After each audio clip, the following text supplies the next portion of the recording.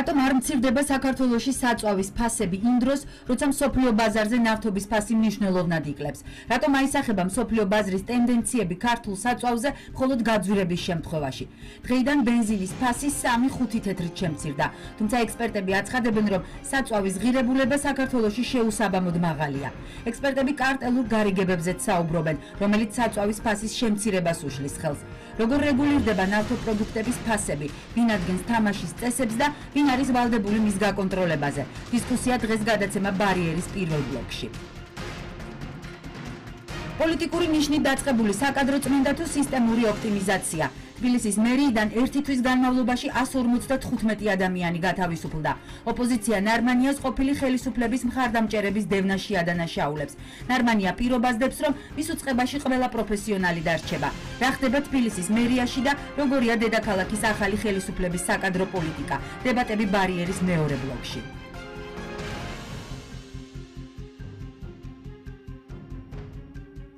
მოგესალმებით, ეთერშია ბარიერი. არის თუ არა თბილისის მერიიდან თანამშრომელთა გათავისუფლების მიზეზი მათი პოლიტიკური პოზიცია ამ თემაზე დებატებს გადაცემის მეორე ნაწილში შემოგთავაზებთ. გადაცემის პირველ ნაწილში კი საწვავის ქართული ფასები. რატომ არსებობს წლების მანძილზე ეჭვი, რომ საქართველოში საწვავის ფასებს არა საბაზრო პრინციპები და ბაზარი, არამედ რაღაც სხვა მექანიზმები არეგულირებს. ამ თემაზე გადაცემის პირველ ნაწილში ჩვენი სტუმრები ისაუბრებენ, წარმოგიდგენთ მათ პარლამენტის საფინანსო საბიუჯეტო კომიტეტის წევრი გიგა ბუკია, ნავთობპროდუქტების მწარმოებელთა, იმპორტიერთა და მომხმარებელთა კავშირის თავმჯდომარე ვანო მთვრალაშვილი, ექსპერტი ეკონომიკურ საკითხებში ემზარ ჯგერენაია და ასევე ექსპერტი ეკონომიკურ საკითხებში ლევან კალანდაძე. დიდი მადლობა ყველას გადაცემაში მონაწილეობისთვის. ბატონო, პირველ კითხვას დაგისვათ თქვენ. ეს არის მარადიული თემა. რატომ აისახება მსოფლიო ბაზრის ტენდენციები ქართული საწვავის ფასებზე მხოლოდ მაშინ, როდესაც მსოფლიო ფასები მიდის ზევით, ანუ ძვირდება. და ამისერად ძვირდება ხოლმე საქართველოში საწვავი. თუმცა ხშირად ხდება, როდესაც მსოფლიოში საწვავის გაიაფების ტენდენცია გრძელდება ძალიან დიდხანს, მაგრამ ეს საქართველოში არ აისახება. მაგალითად, ბოლო მაგალითი ზაფხულში არჩევნების მეორე ტურის შემდეგ საწვავი გაძვირდა საქართველოში, იმ დროს, როდესაც მსოფლიოში მიმდინარეობდა გაიაფების ტენდენცია. მართალია, ბოლო 2 დღეში 3-5 თეთრით გაიაფდა საქართველოში ბენზინი, მაგრამ როგორც ექსპერტები ამბობენ, ეს არ არის ადეკვატური იმ კლებისა, რაც მსოფლიო ბაზარში მიმდინარეობს ნავთობის ფასთან დაკავშირებით. თქვენით იხსნით ამას. მოგესალმებით. საქართველოში ორ ფაქტორზეა დამოკიდებული საწვავის ფასი, ეს არის ლარის გაცვლითი კურსი დოლართან მიმართებაში, ერთი და მეორე საერთაშორისო ფასი, ანუ პლაცის ფასი, რომელიც თქვენ ახსენეთ. ბოლო პერიოდის განმავლობაში ლარის გაცვლითი კურსი დოლართან მიმართებაში სტაბილურია, ამიტომ ეს ფაქტორი ჩვენ ამოვიღოთ. მეორე რაც შეეხება პლაცის ფასს, მინდა გითხრათ, რომ ამ თემის გარშემო შეიძლება ითქვას, დღეს არის არაერთგვაროვანი ინტერპრეტაციები, განცხადებები, თუმცა რეალობა არის ერთი. მე მინდა მოვიყანო სტატისტიკური მონაცემები და ამ სტატისტიკური მონაცემიდან გამომდინარე შემდგომ დასკვნები გამოვიტანოთ. ბოლო თვეების ბოლო რამდენიმე თვის ასეთ მოკლე იმას გავაკეთეთ, თქვა ივნისის თვეში ფასები მატულობდა, ეს იყო $980-დან $1050-მდე ბენზინის შემთხვევაში, ანუ ეს აი ამ ამპლიტუდით იზრდებოდა. ივლისის თვეში თითქმის მთელი ივლისის თვე მატულობდა $1036-მდე ავიდა, უბრალოდ ბოლო ერთი კვირა შემცირდა და აგვისტოს თვეში შემცირდა ბოლო ერთი კვირა, აგვისტოს თვეში ფასი და ამ შემცირების ფონზე მოხდა სადღაც სექტემბრის აგვისტოს შუა რიცხვებში ფასების შემცირება 3 თეთრით. აგვისტოს თვე 10 სექტემბრამდე შეიძლება ითქვას პლაცის ფასი იყო ბენზინის შემთხვევაში და დიზელის შემთხვევაში ერთ რაღაც სტაბილურ დიაპაზონში, ეს იყო კონკრეტულად 1 ტონა პლაცის ფასი $940, $960, $925 და დაწყებული 8 სექტემბრიდან დაიწყო პლაცმა ვარდნაკლება და დღეს ის ჩამოვიდა $900-ზე, $900-ზე ქვემოთ არის ჩამოსული. შესაბამისად, აი ბოლო ორკვირიანმა გაიაფებმა პლაცის ფასის მოახდინა უკვე შემდგომი კორექტირება ჩვენთან საწვავზე ფასის, მოხდა ფასის შემცირება, როგორც თქვენ ახსენეთ 3-5 თეთრით და აქვე მინდა ერთი ფაქტი გავაკეთოთ. ეს არის ადეკვატური იმ ტენდენციისა, რაც მსოფლიო ბაზარზე არის 10-12%-ით. არ არის 10-12%, მე გითხრათ, რომ აგვისტოს თვეში პლაცის ფასი სექტემბრის 8 რიცხვამდე მე შემიძლია ოფიციალური მონაცემები გამოვცეთ, პლაცის ფასი სადღაც $935-$960 დიაპაზონში მერყეობდა, დღეს არის $900 ნიშნულზე ჩამოსული, ანუ სადღაც $35-40 შემცირდა და მეორე ფაქტორი, რასაც თქვენ საუბრობთ, რომ ჩვენთან ფასი ყისიერად იზრდება. მე მინდა შემოგთავაზოთ თქვენ ტელევიზიად, ჩავატაროთ ერთობლივი მონიტორინგი, თქვენ ამ პროცესთან დაკავშირებით, ჩვენ შეგვიძლია რეგულარულად თქვენ საერთაშორისო ფასი მოგაწოდოთ და დავაკვირდეთ ფასი როდის გაიზრდება. არასდროს ჩვენთან 1-2 დღეში ფასის მატება არ ხდება. უფრო მეტიც ჩვენ შეგვიძლია სტატისტიკური მონაცემები მოვიყანოთ, სადაც თქვა წლის განმავლობაში, რაღაც პერიოდის განმავლობაში როცა ფიქსირდებოდა როგორც ფასების კლება, ასევე მატება, წლის განმავლობაში უფრო მეტად ხდება ფასის კლება, ვიდრე ფასის მომატება. ანუ იცით რა, ეს თემა არის, მარადიული თემა იქნება, იქიდან გამომდინარე, რომ მოხმარებელი ყოველთვის ზოგიერად მოქმედებს ამ საკითხებზე, მოგეხსენება, მით უმეტეს, როდესაც ფასი რეკორდულად მაღალია და ამას იცით რა არის, ხა საზოგადოების გვესმის, ყველას ესმის, უბრალოდ არსებობს მეორე ფაქტორი, ობიექტური ფაქტორი, ანუ ეს არის ბიზნესი, ესე ვთქვათ, სოციალური ორგანიზმი, რომელიც ყოველდღიურ რეჟიმში მუშაობს, ბიზნეს სექტორი, რომელიც თქვა დღეს სახელმწიფოში არის ერთ-ერთი ყველაზე დიდი ინვესტორი, დამსაქმებელი და ბიუჯეტში განმარტელი და აქედან გამომდინარე, მოდით ესე ვთქვათ, რა ინტერესი აქვს, რომ კომპანიებს გამოიწვიოს საზოგადოების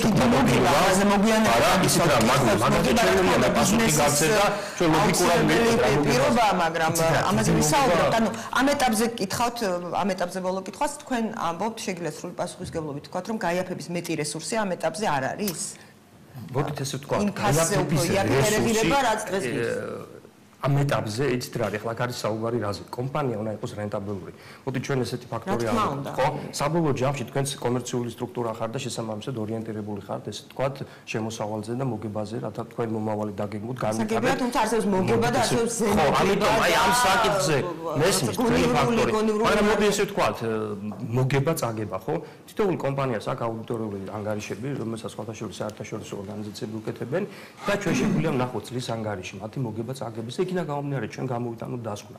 თუ მოგება არარეალურია, ეს არ არის ეს ინფორმაციები დახურული, კონფიდენციალური და ჩვენ შეგვიძლია დიდი მადლობა, რა თქმა უნდა, ბაზარი არეგულირებს ხოლმე ამ თვალსაზრისით ფასებს, როდესაც შეიძლება მოგებაზეც რაღაც მომენტში უარი თქვას კომპანიამ დიდ მოგებაზე, როდესაც არის კონკურენცია, თუმცა ზუსტად პრობლემა არის ის, რომ ექსპერტები საუბრობენ ხოლმე კარტელურ გარიგებაზე, რის შედეგადაც ფასები არ იკლებს. მე მინდა ბატონ ლევანს ამაზე მოგვიანებით მოგცემ საშუალებას, რომ ისაურო. ბატონ ლევანს მინდა ვკითხო.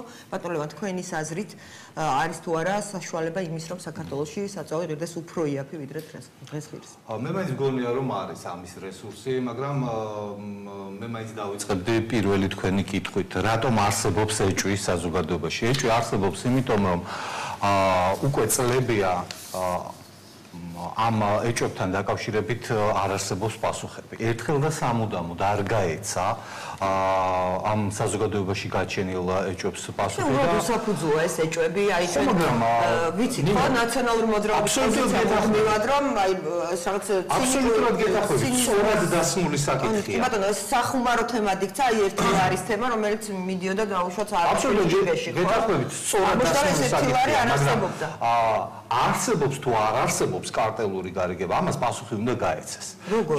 აი ამბობს ხალხი რომ არ არსებობს და ეს არის არსებობს არა, ეს არის ნებისმიერ ქვეყანაში არსებობს თუ არა კარტელური გარიგება ან მონოპოლიურად მაღალი ფასების შესახებ შეთანხმება ბაზრის სუბიექტებს შორის ბიზნესი კი არსებობს პასუხს. ამას სცემს პასუხს სახელმწიფო.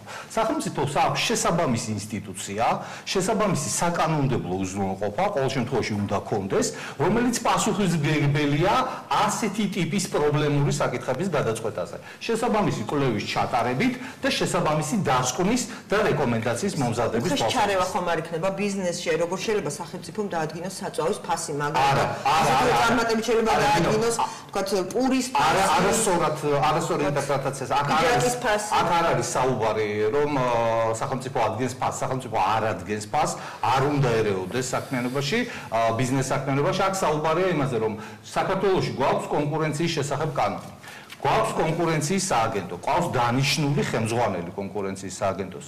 სამწუხაროდ ეს სააგენტო მხოლოდ ქაღალდზეა, ჯერჯერობით ყოველ შემთხვევაში და რეალურად არ ფუნქციონირებს. არა მსგავსი ტიპის ეჭვების გასაკარწყლებლად, ან მსგავსი ტიპის ეჭვების დასადასტურებლად არის შექმნილი სწორედ კონკურენციის სააგენტო. კონკურენციის სააგენტოს აი როგორ უნდა ჩაერიოს ამ სიტუაციას? არ უნდა ჩაერიოს, უნდა ჩაატაროს კვლევა და დადოს დასკვნა. არის ეს მონოპოლია თუ არა? არის თუ არა კარტელური გარიგება? მონოპოლია ვერ იქნება, ბატონო ლევან, როდესაც 5 კომპანია ხო ბაზარზე მონოპოლიაზე საუბარი ალბათ გამორიცხულია. ხო, მაგრამ იმპორტიორი რამდენი ყავს? ცოტა. ერთი. პრინციპში ერთი. პრინციპში ერთი. ხო, ნუ შეიძლება იმპორტიორი, შეიძლება ითქვას ხუთივე იმპორტიორია.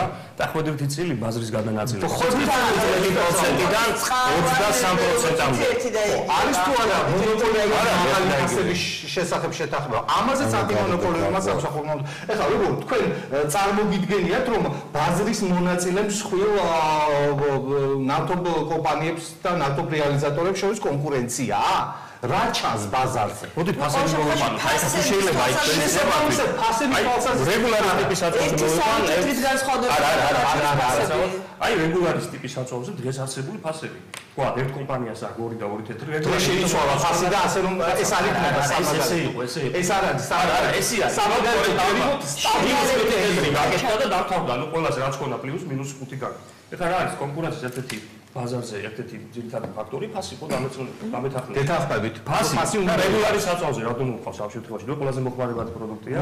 ბენზინის შემთხვევაში 65% მოიხმარება ეს საწოლი. ერთ კომპანიას აქვს 2 და 2 თეთრი შეგნებულად არ ვასახელებთ კომპანიას. 2 და 11, 2 და 17, 2 და 12. ანუ ნახეთ ამპლიტუდა დიდი სხვაობა. ძალიან დიდი სხვაობა და მოდი ესე ვთქვათ ეს კონკურენციის გამსაზღვრელი არ არის? არა, მე ვერ დაგეთანხმებით რომ ეს კონკურენციის გასაზღვრელია დღევანდელი მაგალითიდან ასე ვთქვათ კონკრეტული დღეების ანალიზით შესაძლებელია მართლაც გარკვეული ცდომილებები ფასთა შორის იყოს, მაგრამ გრძელვადიან პერიოდში თუ გავაანალიზებთ საშუალო ფასს, ყველა კომპანიას პრაქტიკულად ერთი და იგივე საფასო პოლიტიკა. მაგალითად თუ იგივე უშვებათ მათ დაახლოებით და ხარჯების დაახლოებით პრობლემაც ეს არის პრობლემაც ეს არის რომ პრობლემაც ეს არის რომ შემომტანი ძირითადად არის ერთი დომინანტური ჯგუფი და შესაბამისად ის კარნახობს ბაზარს თავის საფასო პოლიტიკას და აქედან გამომდინარე ისმის კითხვა რომ ეს არის თუ არა მართლაც პრობლემური საკითხი ამაზე ერთხელ და სამუდამოდ არ იყოს პასუხისგებლობა რომელიმე მთავრობამ და დასვას წერტილი და თქვას რომ არის თუ არა კარტელური გარიგება. თუ არის კარტელური გარიგება, რას ვაკეთებთ, რა რეგულაცია, რა ინსტრუმენტები აქვს სახელმწიფოს რომ კარტელური გარიგების ფაქტები აღმოიხოს ბაზარზე. დრამატიზების გარეშე რომ შევხედოთ ამ საკითხს, აი ბატონი ვანო ბძანებდა, არა ძალიან ისე რომ უყუროთ ხო ბიზნესურ თვალსაზრისით. ბატონი ვანო ბძანებდა რომ ბიზნესი ორიენტირებულია მოგებაზე, რა თქმა უნდა ეს ასეა, ხო? დაუშვათ რომ ჩადოს რომელიმე კომპანიამ ძალიან მაღალი მოგების მარჟა. ამ ფასში. შეგვიძლია ამაზე გქონდეს პრეტენზია? არანაირი. მოდი ეს არის ძალიან საინტერესო. აი ეს უნდა დაარეგულოს ზუსტად კონკურენცია. კონკურენცია განსაზღვრავს რეალურად ფასს და აყიდინებს ბიზნეს თავის პროდუქციას. მე წინააღმდეგი ვარ, რომ საერთოდ რაიმე სახის ჩარევა იყოს სახელმწიფოს მხრიდან, ვეთანხმები იმ მოსაზრებას, რომ ბიზნესის თავადი მიზანი არის მოგების მიღება. და რაც უფრო მეც მიიღებს ბიზნესი მოგებას, მით უფრო კარგია არა მხოლოდ თვით ბიზნესისთვის, არამედ საზოგადოებისთვის და ბიუჯეტისთვის. მაგრამ სახელმწიფოს აქვს სხვა ვალდებულებები, სახელმწიფოს აქვს ვალდებულებები არ დაუშვას კარტელური გარიგებები, არ დაუშვას მონოპოლიური აღაროს სახელმწიფომ რომ ვთქვათ კონკურენტულ ვითარებაში გადავიდნენ ეს კომპანიები. არა, ამისთვის არსებობს შესაბამისი ინსტიტუცია. არსებობს შესაბამისი ინსტიტუცია და შესაბამისი აკრძალვების, შესაბამისი გარიგებების გაუქმების შესახებ. უბრალოდ ეს ყველაფერი არ მუშაობს ჩვენ ქვეყანაში. პრობლემა ეს არის, თორემ ბიზნესი რომ უნდა იღებდეს მოგებას და მათ შორის ზემოგებასაც, ამაზე არ დაუ. ბიზნესმა რა თქმა უნდა მოგება უნდა მიიღოს. კარგით, ბატონო, ემზარ თქვენ მინდა გკითხოთ, როგორ უნდა დაარეგულიროს სახელმწიფომ თქვენს გაქვთ კარტელურ გარიგებებზე, რამდენადაც მე ვიცი, თქვენი კომენტარებიდან გამომდინარე, როგორ უნდა ჩაერიოს სახელმწიფო ფასწარმოქმნის პროცესში და როგორ უნდა გადაწყვიტოს და განსაზღვროს რა უნდა ღირდეს საწოლი. ბენზინის ბიზნესში არსებობს ორი ჯგუფის პრობლემები. ერთი ჯგუფი არის ეკონომიკური ფინანსური პრობლემები და მეორე ჯგუფი არის პოლიტიკური სოციალური ძალების ძალზემშოვანია. ჩვენ გვაქვს დრო, როცა მეცხრე ბლოკი იცოდა ყველამ ბავშვმა დიდმა ვადარავ და მოხუცო. დღეს კლაცი იცის აბსოლუტურად ყველამ საქმე შეერკვევა და ვარკვევთ ზვირსიხდიან თუ ცოტას. რა პრობლემა არის ბენზინის ბიზნესში ეკონომიკის და ფინანსების კუთხით? უხარისხობა, რომელსაც სარგებლობენ კომპანიები, ოქტანობის დაბალი დონე, რაოდენობრივი დანაკლისი, რატომ სხვა საკითხია და მესამე არის ფასი, აქედან გამომდინარე დაბალი ფასი. ჩვენ ვიძახით ფასი არის მაღალი, მე მგონი ფასი არის დაბალი. თქვენ რომ შევიტანოთ იგივე ოქტანობის ბენზინი რაც აღწერია, თქვა 95-98. იგივე რაოდენობა რაც რიცხვზე არ აღრიცხული და გაყიდოთ ის მისი ფასი იქნება 2.60 მინიმუმ. კომპანიები ცდილობენ იყვნენ არაგულცველები, შეინარჩუნა ეს ფასი 2 და 3 ზირგული წლების განმავლობაში, შემდგომ გააგრძელა სხვადასხვაგვარი მახინატორობა, რაც მე ჩამოთვალე, და იმერთ რომ მე თავი რატო ხდება ეს. მე ვფიქრობ რომ პრობლემა ერთ რამაშია, რომ ისინი გულწრფელები არ არიან, იმიტომ რომ გულწრფელები რო იყო ფასი გაიზრდება, და მოხდება ის რომ სოციალური აფეთქების საშიშროება გველოდება ამის გამო, მეორეც ისინი საკმაოდ დიდები არიან, თქვა ბატონო მანამ და შეგვაშინა ბიუჯეტში ყველაზე დიდი შემოტანები არიან და არ შეიტანენ ბიუჯეტში ამ ფულს და ბიუჯეტი დაზარალდება. სოფლიოში მიღებული თეორიაა თუ big to fall. მეორე არის რომ ერთ-ერთი მათგანი იმდენად დიდი ინვესტორია ესეც თქვა ბატონო მანამ შეგვაშინა რომ ისეთი დიდი ინვესტორები ის თვალ რო გავაბრაზოთ თვალ ქვეყანას დახუროს სოკარი მაგალითად ყველას გასა შეგვიწყვეტავს და საერთოდ შეგვიწყვეტავს ყველას. ამდენად ჩვენ ქვეყანა მიდის კომპრომისზე ამ კომპანიებთან და კომპრომისის შედეგი გვაქვს ის რომ ვერავინ ვერ გაარკვია. რატო ხდება რომ ჩვენ ყოველთვის მივდივართ ფასების კუთხით ტენდენციის საწინააღმდეგოდ, იმიტომ რომ ზღაპარის ყვებით როცა ეხება საქმე ხარეს და ფასებს. თუ შეიძლება დავკითხვას დაგისვათ ემზარ თქვენ ბრძანეთ რომ ჩვენ რომ რეალურად ყიდულობდეთ იმ საწვავს რაც აწერია და უშუალოდ ისებრებოდა ბევრად მეტი. მაშინ ასე კითხავთ ის საწვავი რომელსაც ჩვენ სინამდვილეში ყიდულობთ ადეკვატური ფასის არის? არა. აი ხო მეორე რახან სახელმწიფო აძლევს უფლებას სოციალური აფეთქების შიშით მანიპულაცია გააკეთოს კომპანიებს თქვენ სწორედ ზანდებით ის კომპანიები უფრო ღრმად მიდიან ბევრად ნაკლები ფასის საწვავს ყიდულობთ ამის გამო ჩვენ ის ბევრად უარესი ხარისხის არის ბევრად არაკონტროლირებადია სახელმწიფო არ ერევა სახელმწიფო გულგრილია სახელმწიფო არ არსებობს არასდროს დაგფუნქციონირებს და ისინი მიდიან რა თქმა უნდა ღრმად. იყო ესეთი კითხვა რომ არ ცხენიათ რომ სოფლიოში $900-მდე ჩამოვიდა პლაცი ბენზინზე და არ ცხენია ფულს სიცხვილე არა ფულს არ აქვს ნამუსი და ბიზნესმა როცა ფული შორის შანსია უნდა იშოვოს და შოულებენ კიდევაც. უნდა გააჩეროს სახელმწიფო. როგორ გააჩეროს? ეს გააჩეროს. მე გეტყვით ერთხელ და სამუდამოდ. დავკაცრავად. თქვენ არ ერევა ეს ნიშნავს იმას რომ უბრალოდ ან კომპეტენცია არ ყოფნის ხელისუფლებას, ან ვერ ხვდებიან პრობლემის სირთულეს, ისინი შეგუებულები არიან ამ რეალობას. პრობლემა რთულად არის. ან კიდევ ისევ ის თემაა რომ თქვა ერთი ლარი კიდევ ვიღაცის ჯიბეში მიდის, როგორც ადრე ამბობდნენ ხოლმე რომ ნახევარი მოძრაობის ჯიბეში მიდიოდა. პრობლემა რთულად არის, სახელმწიფო შეუძლია და უნდა განახორციელოს სტანდარტის კონტროლი. როდესაც ლაპარაკია რომ ბენზინი არა 95 ოქტანოლის, უნდა იყოს 95 ოქტანოლის. როცა ლაპარაკია რომ მეტროლოგიის კუთხით რომ 100 ლიტრი უნდა იყოს 100 ლიტრი. მაგრამ კიდევ ერთხელ ეს რო განახორციელოს სახელმწიფომ გაძვირდება ბენზინი. ჩვენ უნდა წავიდეთ იქამდე რომ გულწრფელად ვაღიაროთ რეალური ბენზინი და რეალური ფასი. შემდგომ ყველაფერი დარეგულირდა როგორ. კომპანიებს არ ექნებათ უფლება ბენზინის ხარისხის და რაოდენობის შერყმით მიიღონ მოგება. დამალფარული მოგება ეს ერთი. აგედან გამომდინარე, მათ მოუწევს უკვე კონკურენტული ფასის დადება, ის იქნება მეტი ვიდრე დღეს არის, მაგრამ ვერწმუნეთ მეც გაივლის თქვენი მანქანა იმ ბენზინით, რომელსაც მომავალში შეასხამს და უკვე სახელმწიფო თუ რამეს აღმოაჩენს. აი მონოპოლური კარტელულ გარიგებაზე იმუშავებს, რომელიც საკმაოდ რთული და ძნელია. ვიდრე კარტელულ გარიგებაში ამხილო ესეთის კომპანია, ამას სერიოზული კვლევა, აუდიტი და დიდი ომი ჭირდება ჭკვიანი ხალხი და უფრო მეტიც. დაცვა ჭირდება, იმიტომ რომ ჩვენ 11-15 კაცი ყავს ანტიმონოპოლურ სამსახურში და 15 კაცი ვერ დაიცა თქვენ 300 მილიონიან თქვენ ფარმაცევტული კომპანიის წინამდე სარჩელს.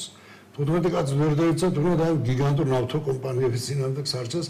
მას ჭირდება საკმაოდ დიდი თანხები, ეს ძვირი როგორ გადამტკიცდეს უკაცრავად კარტელური გარიგება მაგალითად. ამის ძალიან ბევრი მეთოდი არსებობს. მე რატომ გიგასამ დაკითხვით გადავიდე.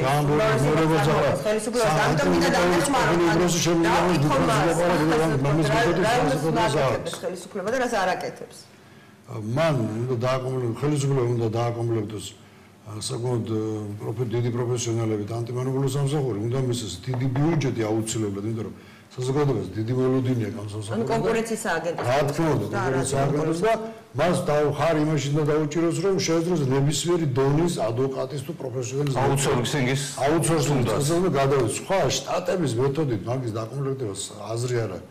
აუთსორსინგი არის საკმაოდ სერიოზული თემა, მას უნდა გქონდეს კავშირი ცნობილ ავტორებთან, ექსპერტებთან, იურისტებთან და პარლამენტმა უნდა ისეთი ბიუჯეტი დაამტკიცოს და როცა ბიუჯეტს კეთს უყურებს, ეგ უნდა გაითვალისწინოს.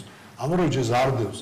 როცა განსაკუთრებული ორგანო, ანტიმონოპოლური ორგანო არის განსაკუთრებული ერთის მხრივ მას შეუძლია ამ პრობლემის მოგვარება და ხალხის ინტერესების დაცვა და მეორეს მხრივ მას შეუძლია პირიქით ბიზნესის ინტერესს დააზიანოს, იყოს პოლიტიკური იარაღი პოლიტიკოსების ხელში. ეს არ უნდა დაგვისვათ, ბატონო, თქვენ გითხავთ და მოკლედ მიპასუხეთ, შემდეგ ბატონ გიგას მიცემ სიტყვას. მაგალითად, აი არ ვიცი, მე გეკითხებ როგორც დილეტანტი, თუნდაც ის რომ რამდენიმე კომპანიამ, რომელიც ბაზარზე ოპერირებს, ხო, აი არის რაღაცა თემები, რაზეც მაგალითად ტელევიზიები ვიკრიბებით ხოლმე და რაღაცებს ერთად წვეთ, ხო? რაღაც საერთო თემებია. არ ვიცი, სად არის დანაშაულის ნიშნები, ან რა უნდა გამოიწვიოს თუნდაც კონკურენციის აგენტომ, აი კარტელურ შეთანხმებაზე რას გულისხმობთ? ის რომ თუნდაც რაღაც საფასო პოლიტიკაში შეთანხმდნენ ბაზრის თავარი მოთამაშეები, ეს დანაშაულია? ბაზარზე ფასი დგინდება მოთხოვნა მიწოდების შეეხმიანონ ერთმანეთს და შეთანხმება. არა, შეეხმიანება კოორდინირებული მუშაობა. გამოძება მინდა, იცით, რატომ გეკითხებით ამ ყველაფერს, რომ ანუ რა უნდა გააკეთოს სახელმწიფომ, რა უნდა გააკეთოს ხელისუფლებამ, რომ აღარ დაჩეს ეჭვები კარტელურ შეთანხმებაზე და ვთქვათ, გარიგებზე ხა მოგების მარჟა კომპანიების გადასაწყვეტია. ხო, ამაზე შევთანხმდით. ის რომ ერთმანეთთან კომუნიკაციაც გქონდეთ, ესეც არ არის დანაშაული. არანაირი პრობლემა არ არის. დღეს ნებისმიერმა კომპანიამ, ნავთობიმპორტიორმა, რეალიზატორმა დააწესოს ბენზინზე, მაგალითად 95 ოქტანობის ბენზინზე 3 ლარი ფასი. არანაირი პრობლემა არ არის. ჩადოს 200%-იანი მოგების მარჟა. ამაში არავინ არ ზღუდა. და სავარაუდოდ სამომავლოდ არც ანტიმონოპოლიური სამსახური შეზღუდა. კი ბატონო. მაგრამ აქ პრობლემა არის ის, რომ ამ მარჟით მუშაობის პირობებში რამდენად შეძლებს ეს კომპანია 3 ლარიანი ბენზინის რეალიზაციას. თუ შეძლებს, თუ უთხრა კონკურენტს დაუშვათ, რომ მოდი მე ვაპირებ გაზდას კონკურენტებს. მოდი ყველამ გავზარდოთ. მოდი ყველამ 3 ლარი დავაწყოთ, ხო? მარტო ჩვენ ვართ ბაზარზე და პრინციპში ვინ შეგვიშლის. არანაირი 5 კომპანია თანხმდება 3 ლარად იყიდება ბენზინი, ხო? ეს არის დანაშაული. ეს არის კონკურენციის შეზღუდვა. კლასიკური მაგალითი, ძალიან ისეთი იუმორისტული. მონოპოლიურად მაღალი ფასის შეზღუდვა კომპანიების 3 კომპანია ერთ-ერთის ფინანსური დირექტორის მეშვეობით შეთანხმდნენ, რომ მათ ფულის გადამხდელ აპარატების კომპანიას დაუთმონ ამდენი პროცენტი. ეს ამი გარიგების განკეთებელი იყო ერთ-ერთი იურისტი, იურიდიული გამოფენის გამგე, ეს იყო კლასიკური მაგალითი კარტელური შეთანხმების, რომელიც არ დაისაჯა რატომღაც. ანუ ამ კლასიკური მაგალითით კომპანიებმა ერთიანი ტარიფი დაუდგინეს იმის მესამე კომპანიას. რაც შეიძლება თქვენ ეს არ შეიძლება. არაფერი არ შეიძლება, მაგრამ ესეთი რამე სოფლიოში აღარ ხდება უკვე, კიდე უხეში რაღაცები. დაიხვეწა ტექნიკა, ტექნოლოგია ყველაფერი და გაჭირდა კარტელური შეთანხმების გამოძიება. ამიტომ სასწაულებს აკეთებენ. ჩვენ კეისში ძალიან ბევრი იყო ესეთი რაღაცა. აი მინიშნებაც კი, ხო არ ჯობდა ესე გვექნა, ხო არ ჯობდა ესე, აი ეს უკვე ითვლება, თქვენ კარტელური შეთანხმება გააკეთეთ. არაფერიც არ გააკეთეთ, არც დაურეკეთ ბატონოს, არაფერი შეატყობენ, მაგრამ გიყურებენ თქვენ როგორ ცვლით ფასებს, იმათ როგორ მისდევთ. და გეუბნებიან რომ თქვენ ისე ცვლით ფასებს სინქრონულად და თქვენ კარტელური შეთანხმებაში. და ამის გამო შეიძლება ჯარიმა დაეკისროს, რომ კომპანიას ცივილიზაცია და დღეს ესე მიდის ეს ორგანიზაცია. კარგი, ბატონ გიგას დავუსვავ კითხვას, ბატონ გიგა მართალია ცოტა გაცვეთილი და უკვე ბანალურად ქცეული კითხვის დასმა მომიწევს, მაგრამ არჩევნებამდე ქართული ოცნება მუდმივად პირდებოდა ამ რჩეულს, რომ საწვავი გაიაფთებოდა, აღარაფერს ამბობს სხვა ტარიფებზე, კომუნალურ ტარიფებზე, თუმცა არ გაიაფთა, ეს რაღაცა ფრთიან ფრაზად დარჩა ის, რომ ნაციონალურ მოძრაობის ჯიბეში მიდიოდა საწვავიდან ძალიან დიდი წილი. დღეს ხშირად კითხულობენ ხოლმე თქვენი პოლიტიკური ოპონენტები, ახლა ვის ჯიბეში მიდის ის წილი. თქვენ როგორ ხედავთ, რატომ არ გაიაფთა საწვავი და როგორ ფიქრობთ, უნდა ჩაერიოს თუ არა ხელისუფლება, თუნდაც საკანონმდებლო დონეზე, თქვენ როგორც დეპუტატს გეკითხებით და თუნდაც მთავრობის დონეზე, მთავრობასაც თქვენ ამტკიცებთ, რომ აი ეს ფასები დარეგულირდეს მართლაც საბაზრო პრინციპით და კონკურენციის პრინციპით და არა კარტელური გარიგებებით. აი ეჭვები არსებობს. შესაბამისად ტელემაყურებელს როლში მინდა მადლობა გადაგიხადოთ, რომ ამ დონის პროფესიონალები ასე კვალიფიციურად და ასე საინტერესოდ არა მხოლოდ მსჯელობენ, არამედ ვცდილობთ ყველა ერთად მოსახლეობასაც აუხსნათ და ამავე დროს ჩვენ საკუთარი გზები დავსახოთ თუ ეს პრობლემები, რომლებიც მინდა გითხრათ, არა მხოლოდ ისეთი პატარა ქვეყნისათვის, როგორც საქართველო, არამედ მსოფლიოში წამყვანი დიდი ქვეყნებისათვის არის ერთ-ერთი სერიოზული პრობლემა. ამ თემაზე ალბათ ცოტა მოგვიანებით ვისაუბრებ, მაგრამ პირველ რიგში შეკითხვას დავუბრუნდები და ასე ვთქვათ, გაცეთებულ ფაზას საწვავის ფასი და მოდი ახლა მივყვეთ რიგითობას და თქვათ არ დაიგო არაფრის ფასმა თქვენ ასე თქვით საწვავის არა საწვევამდე სხვადასხვა ენერგომატარებლების იგივე მოდი ელექტროენერგიაზე ერთცირედი არის 27% საერთო თანხის და მოსახლეობამ ამ 27%-იანი ტაკლებით 110 მილიონზე მეტი დაზოგა ეს არის ციფრი. დაუბრუნდებით რა თქმა უნდა, მაგრამ ეს არის ის რეალობა და შეიძლება არ თქვა და ნახოთ, შეიძლება ვიღაცისთვის ეს 27% არაფერს არ მოაწყინდეს, მაგრამ 110 მილიონი საქართველოს მოსახლეობისათვის ის რაც დაიზოგა მათ მიერ ეს არის მე მგონი საკმაოდ სერიოზული თანხა იგივე გაზის ტარიფის შესახებ ფასის შესახებ. საბოლოოდ ამეთახმებით მოლოდინი ბევრად მეტი იყო და მოლოდინი ყოველთვის და ჩვენც მათ შორის მეტი მოლოდინი გვაქვს და იმედი გვაქვს რომ ეს არა მხოლოდ მოლოდინში უფრო გაგრძელდება და ამის ნიშნები ჩანს და ამისათვის ბევრი ასე ვთქვათ ინვესტიციის მოზიდვის სხვადასხვა მეთოდები ადგილზე ჩვენ რო ენერგეტიკული მატარებლები უფრო იაფი ქონდეს სიტყვაზე მომბობ ელექტროენერგია არის რესურსი ჩვენ გვაქვს ეს პირდაპირ და ირიბად სერიოზულად მოქმედებს სხვა ენერგეტიკული მატარებლების ფასთან სხვაობაზე. ნუ ეს ახლა ამის სეგმენტში არის პროფესიონალი უფრო კარგად და კი ბატონო მე პირადად ეს იყო პოლიტიკური ფასი ეს იყო მონოპოლიური ფასი კარტელური შეთანხმებები დღესაც იმაზე ვარ და პირველ რიგში რაც ჩვენ გავაკეთეთ ხელისუფლებამ და ალბათ იმედია ყოველ შემთხვევაში დამეთანხმებიან ბატონები დღეს ხელისუფლებაში არ არის ის რეალობა როგორიც იყო მე შეგახსენებთ რომ ქართული ოცნების ხელისუფლებაში მოსვლამდე მასიურად ყველა სხვა იმპორტიორების შემოტანები თუ კერძო ასე მცირე მეწარმეები რომლებიც ახდენენ ავტობის შემოტანას ტრანსპორტირებას რეალიზებას დღითი დღე ხრებოდნენ ბაზრიდან და მხოლოდ რამოდენიმე 2-3 ასე ვთქვათ ძირითადი მოთამაშე დარჩა მე აგერ აი კალთი ვთქვათ რომელიც იყო ძირითადი მოთამაშე ზუსტად ისინივე არიან ვინც იყვნენ წინა ხელისუფლების შეიძლება რაღაც შედარებას დავაკეთებ და მე უხეში ჩარევები მაგრამ მე გეტყვით რომ ახალი საკმაოდ სერიოზული ფირმები შემოვიდნენ და თანდათან იხსნება და ეს არ არის ადვილი ბიზნესი ამ ბიზნესში შესვლა იმის მერე როდესაც ამოვარდნილია თამაშიდან და აი გალთი კეზერაშვილის ბაზარზე შემოსვლის მერე რომელიც პირდაპირ მისი ინტერესის გამტარებელი იყო და მისი კერძო ბიზნესი იყო როგორ იყო სააკაშვილის ეს გალთი აღარ არის ალბათ კეზერაშვილის თუმცა იგივე პოზიციები აქვს ბაზარზე გასაგებია მაგრამ იყო მაგნატი რომლებიც გაქრა სხვადასხვა ბაზარზე არა სხვაობა არის დღეს რადიკალურად სხვა მიდგომა ჩვენ როცა ფასი ისევ კარტელური გარიგებები არეგულირებს როგორც თქვენ ძანეთ თანხმებით ხო ბილ გეიტსი ალბათ სოფლიოში ყველაზე ერთ-ერთი ცნობილი ადამიანია ბილ გეიტსისათვის იმისათვის რომ ის მონოპოლურ და კარტელურ გარიგებებს ეწეოდა ამისათვის ამერიკის სასამართლოს დაჭირდა მე თუ არ მეშლება 12 წლიანი ძიება და სასამართლო გაგრძელდა 4-5 წელი უფრო აი პროფესიონალები ალბათ დამეხმარებიან იმისათვის რომ ბილ გეიტსისთვის ამერიკის თავობა დაემტკიცებია რომ ის მონოპოლისტი იყო არ გუგლის ისტორია ხო აი თქვენ ახლა და მე ვიტყვი ერთ რაღაცას პოლიტიკური მემა როგორია მაშინ ეს გიხარ ეს რა ხდება ამაზე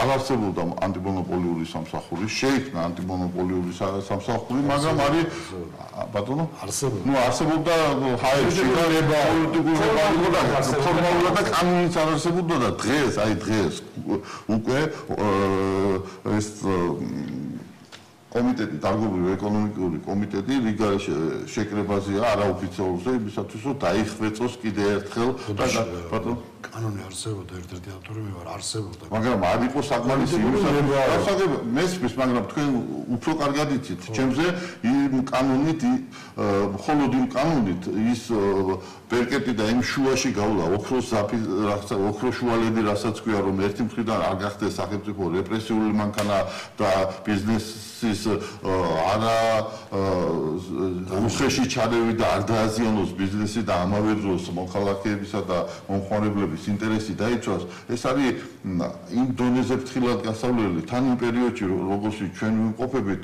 რომ შეიძლება დიდი უარესობიდან პატარა უარესობა აერჩიო პიროვნება მე ამაში რომ გარკვეულწილად ხელისუფლება შეგუებულია იმას რომ აქ იმდენად ძლიერი მოთამაშეები არიან ამ ბაზარზე და იმდენად ძნელია მათთვის ხელისხლება რომ გარკვეულწილად იმას რომ ასეთი პირობები უნდა იყოს რა რესურსი გაგვაჩნია აქედან ამოდივარ პოპულარიზმში ვარ სახელმწიფო რა რესურსი თუნდაც იმისათვის რომ ეს კარტელული გარიგება აქ ჩვენთან სამი ღობიძეში კი არ ხდება ეს არის სოფლიო ბაზარში ვარ სოფლიო სიტუაციაში ვარ და ჩვენ შეგვიძლია ყველაზე მთავარი და რაც შესთავაზა ჩვენმა ხელისუფლებამ ყველა კარიგია მე ვერ მეტყვიან ბატონები თუ მეტყვიან და რეაგირება ჩემი მხრიდან რაც შემეძლება რომ თუ ვინმე ახალი მოთამაშე დააპირებს ან დააპირა ბაზარზე შემოსვლა ჩვენი ხელისუფლების მოსვლის შემდეგ მას იოტისოდენ და რამე პრობლემა შეექმნა. მე მსგავსი ინფორმაცია არ გამიგია და ჩემი მოსაზრებით ეს არის ძალიან სერიოზული ნაბიჯი. ჩვენს გადაცემაში რეკლამის შემდეგ ბატონოს მინდა ვკითხო, ახალი მოთამაშეები რატომ არ შემოდიან ამ ბაზარზე აქტიურად? შემოდიან არა, დიდი ბაზარი, ესეც პრობლემაა. რა უშლის ხელს ახალ მოთამაშეებს შემოსვლას და აი რა შეგვიძლიაო ბატონ გიგა კიდევ ჩვენ ამაზე ვიცი რომ პარლამენტთან თანამშრომლობენ და მზადავართ მომავალში ჩვენი პროფესიონალიზმი მაქსიმალურად იქნეს გამოყენებული. კი ბატონო, რეკლამა ჩვენს ეთერში და რეკლამის შემდეგ განვაგრძობთ საუბარს, ძალიან მალე დავუბრუნდებით.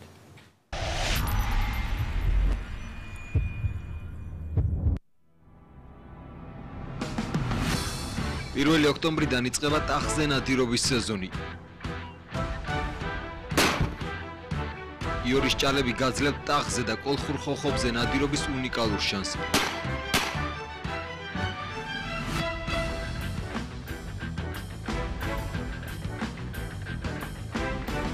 გვესტუმრეთ, იორის ჭალები დაუიწყათ ნადირობას გთავაზობთ.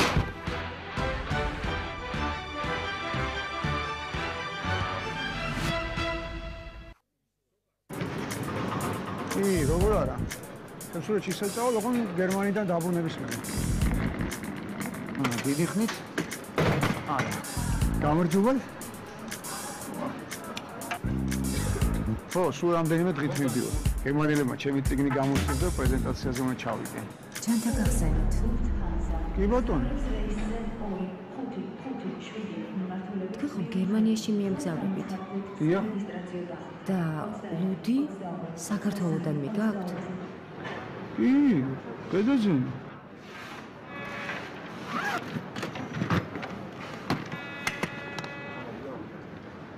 აბა რა.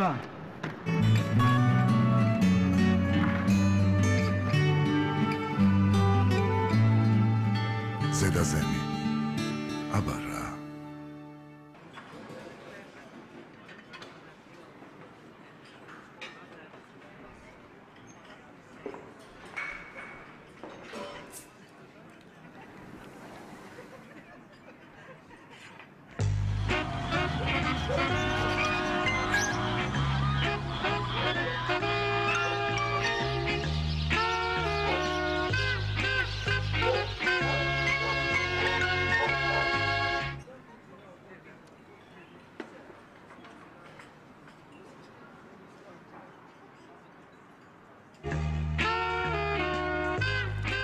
ლიმონათი ზედაზენი ნამდვილი ხილის გემო 2014 წელს შინაგან საქმეთა სამინისტრომ განახორციელა მთელი რიგი პროექტები.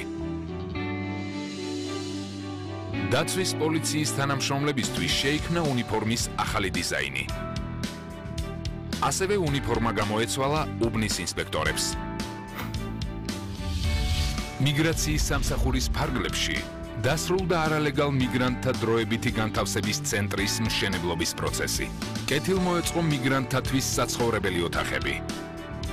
ცენტრის შემოგარენში განთავსდა ბავშვების გასართობი პარკი და კალათბურთის მოედანი. გარემონტდა დროებითი მოთავსების იზოლატორები. ახალ სტანდარტებზე გადავიდა ოპერატიულ სამორიგეო საქმიანობის სამსახური. შინაგან საქმეთა მინისტრის ინიციატივით კანონში მიღებული ცვლილებების შედეგად 90%-ით შემცირდა როგორც ეგრეთ წოდებული კრაკადილის, ასევე ბიოს მოხმარება. მიმდინარე წელს რეგისტრირებულ იქნა 15064 დანაშაული, რომელთაგან გაიხსნა 9100. წინა წელთან შედარებით დანაშაულმა 17.9%-ით იკლო.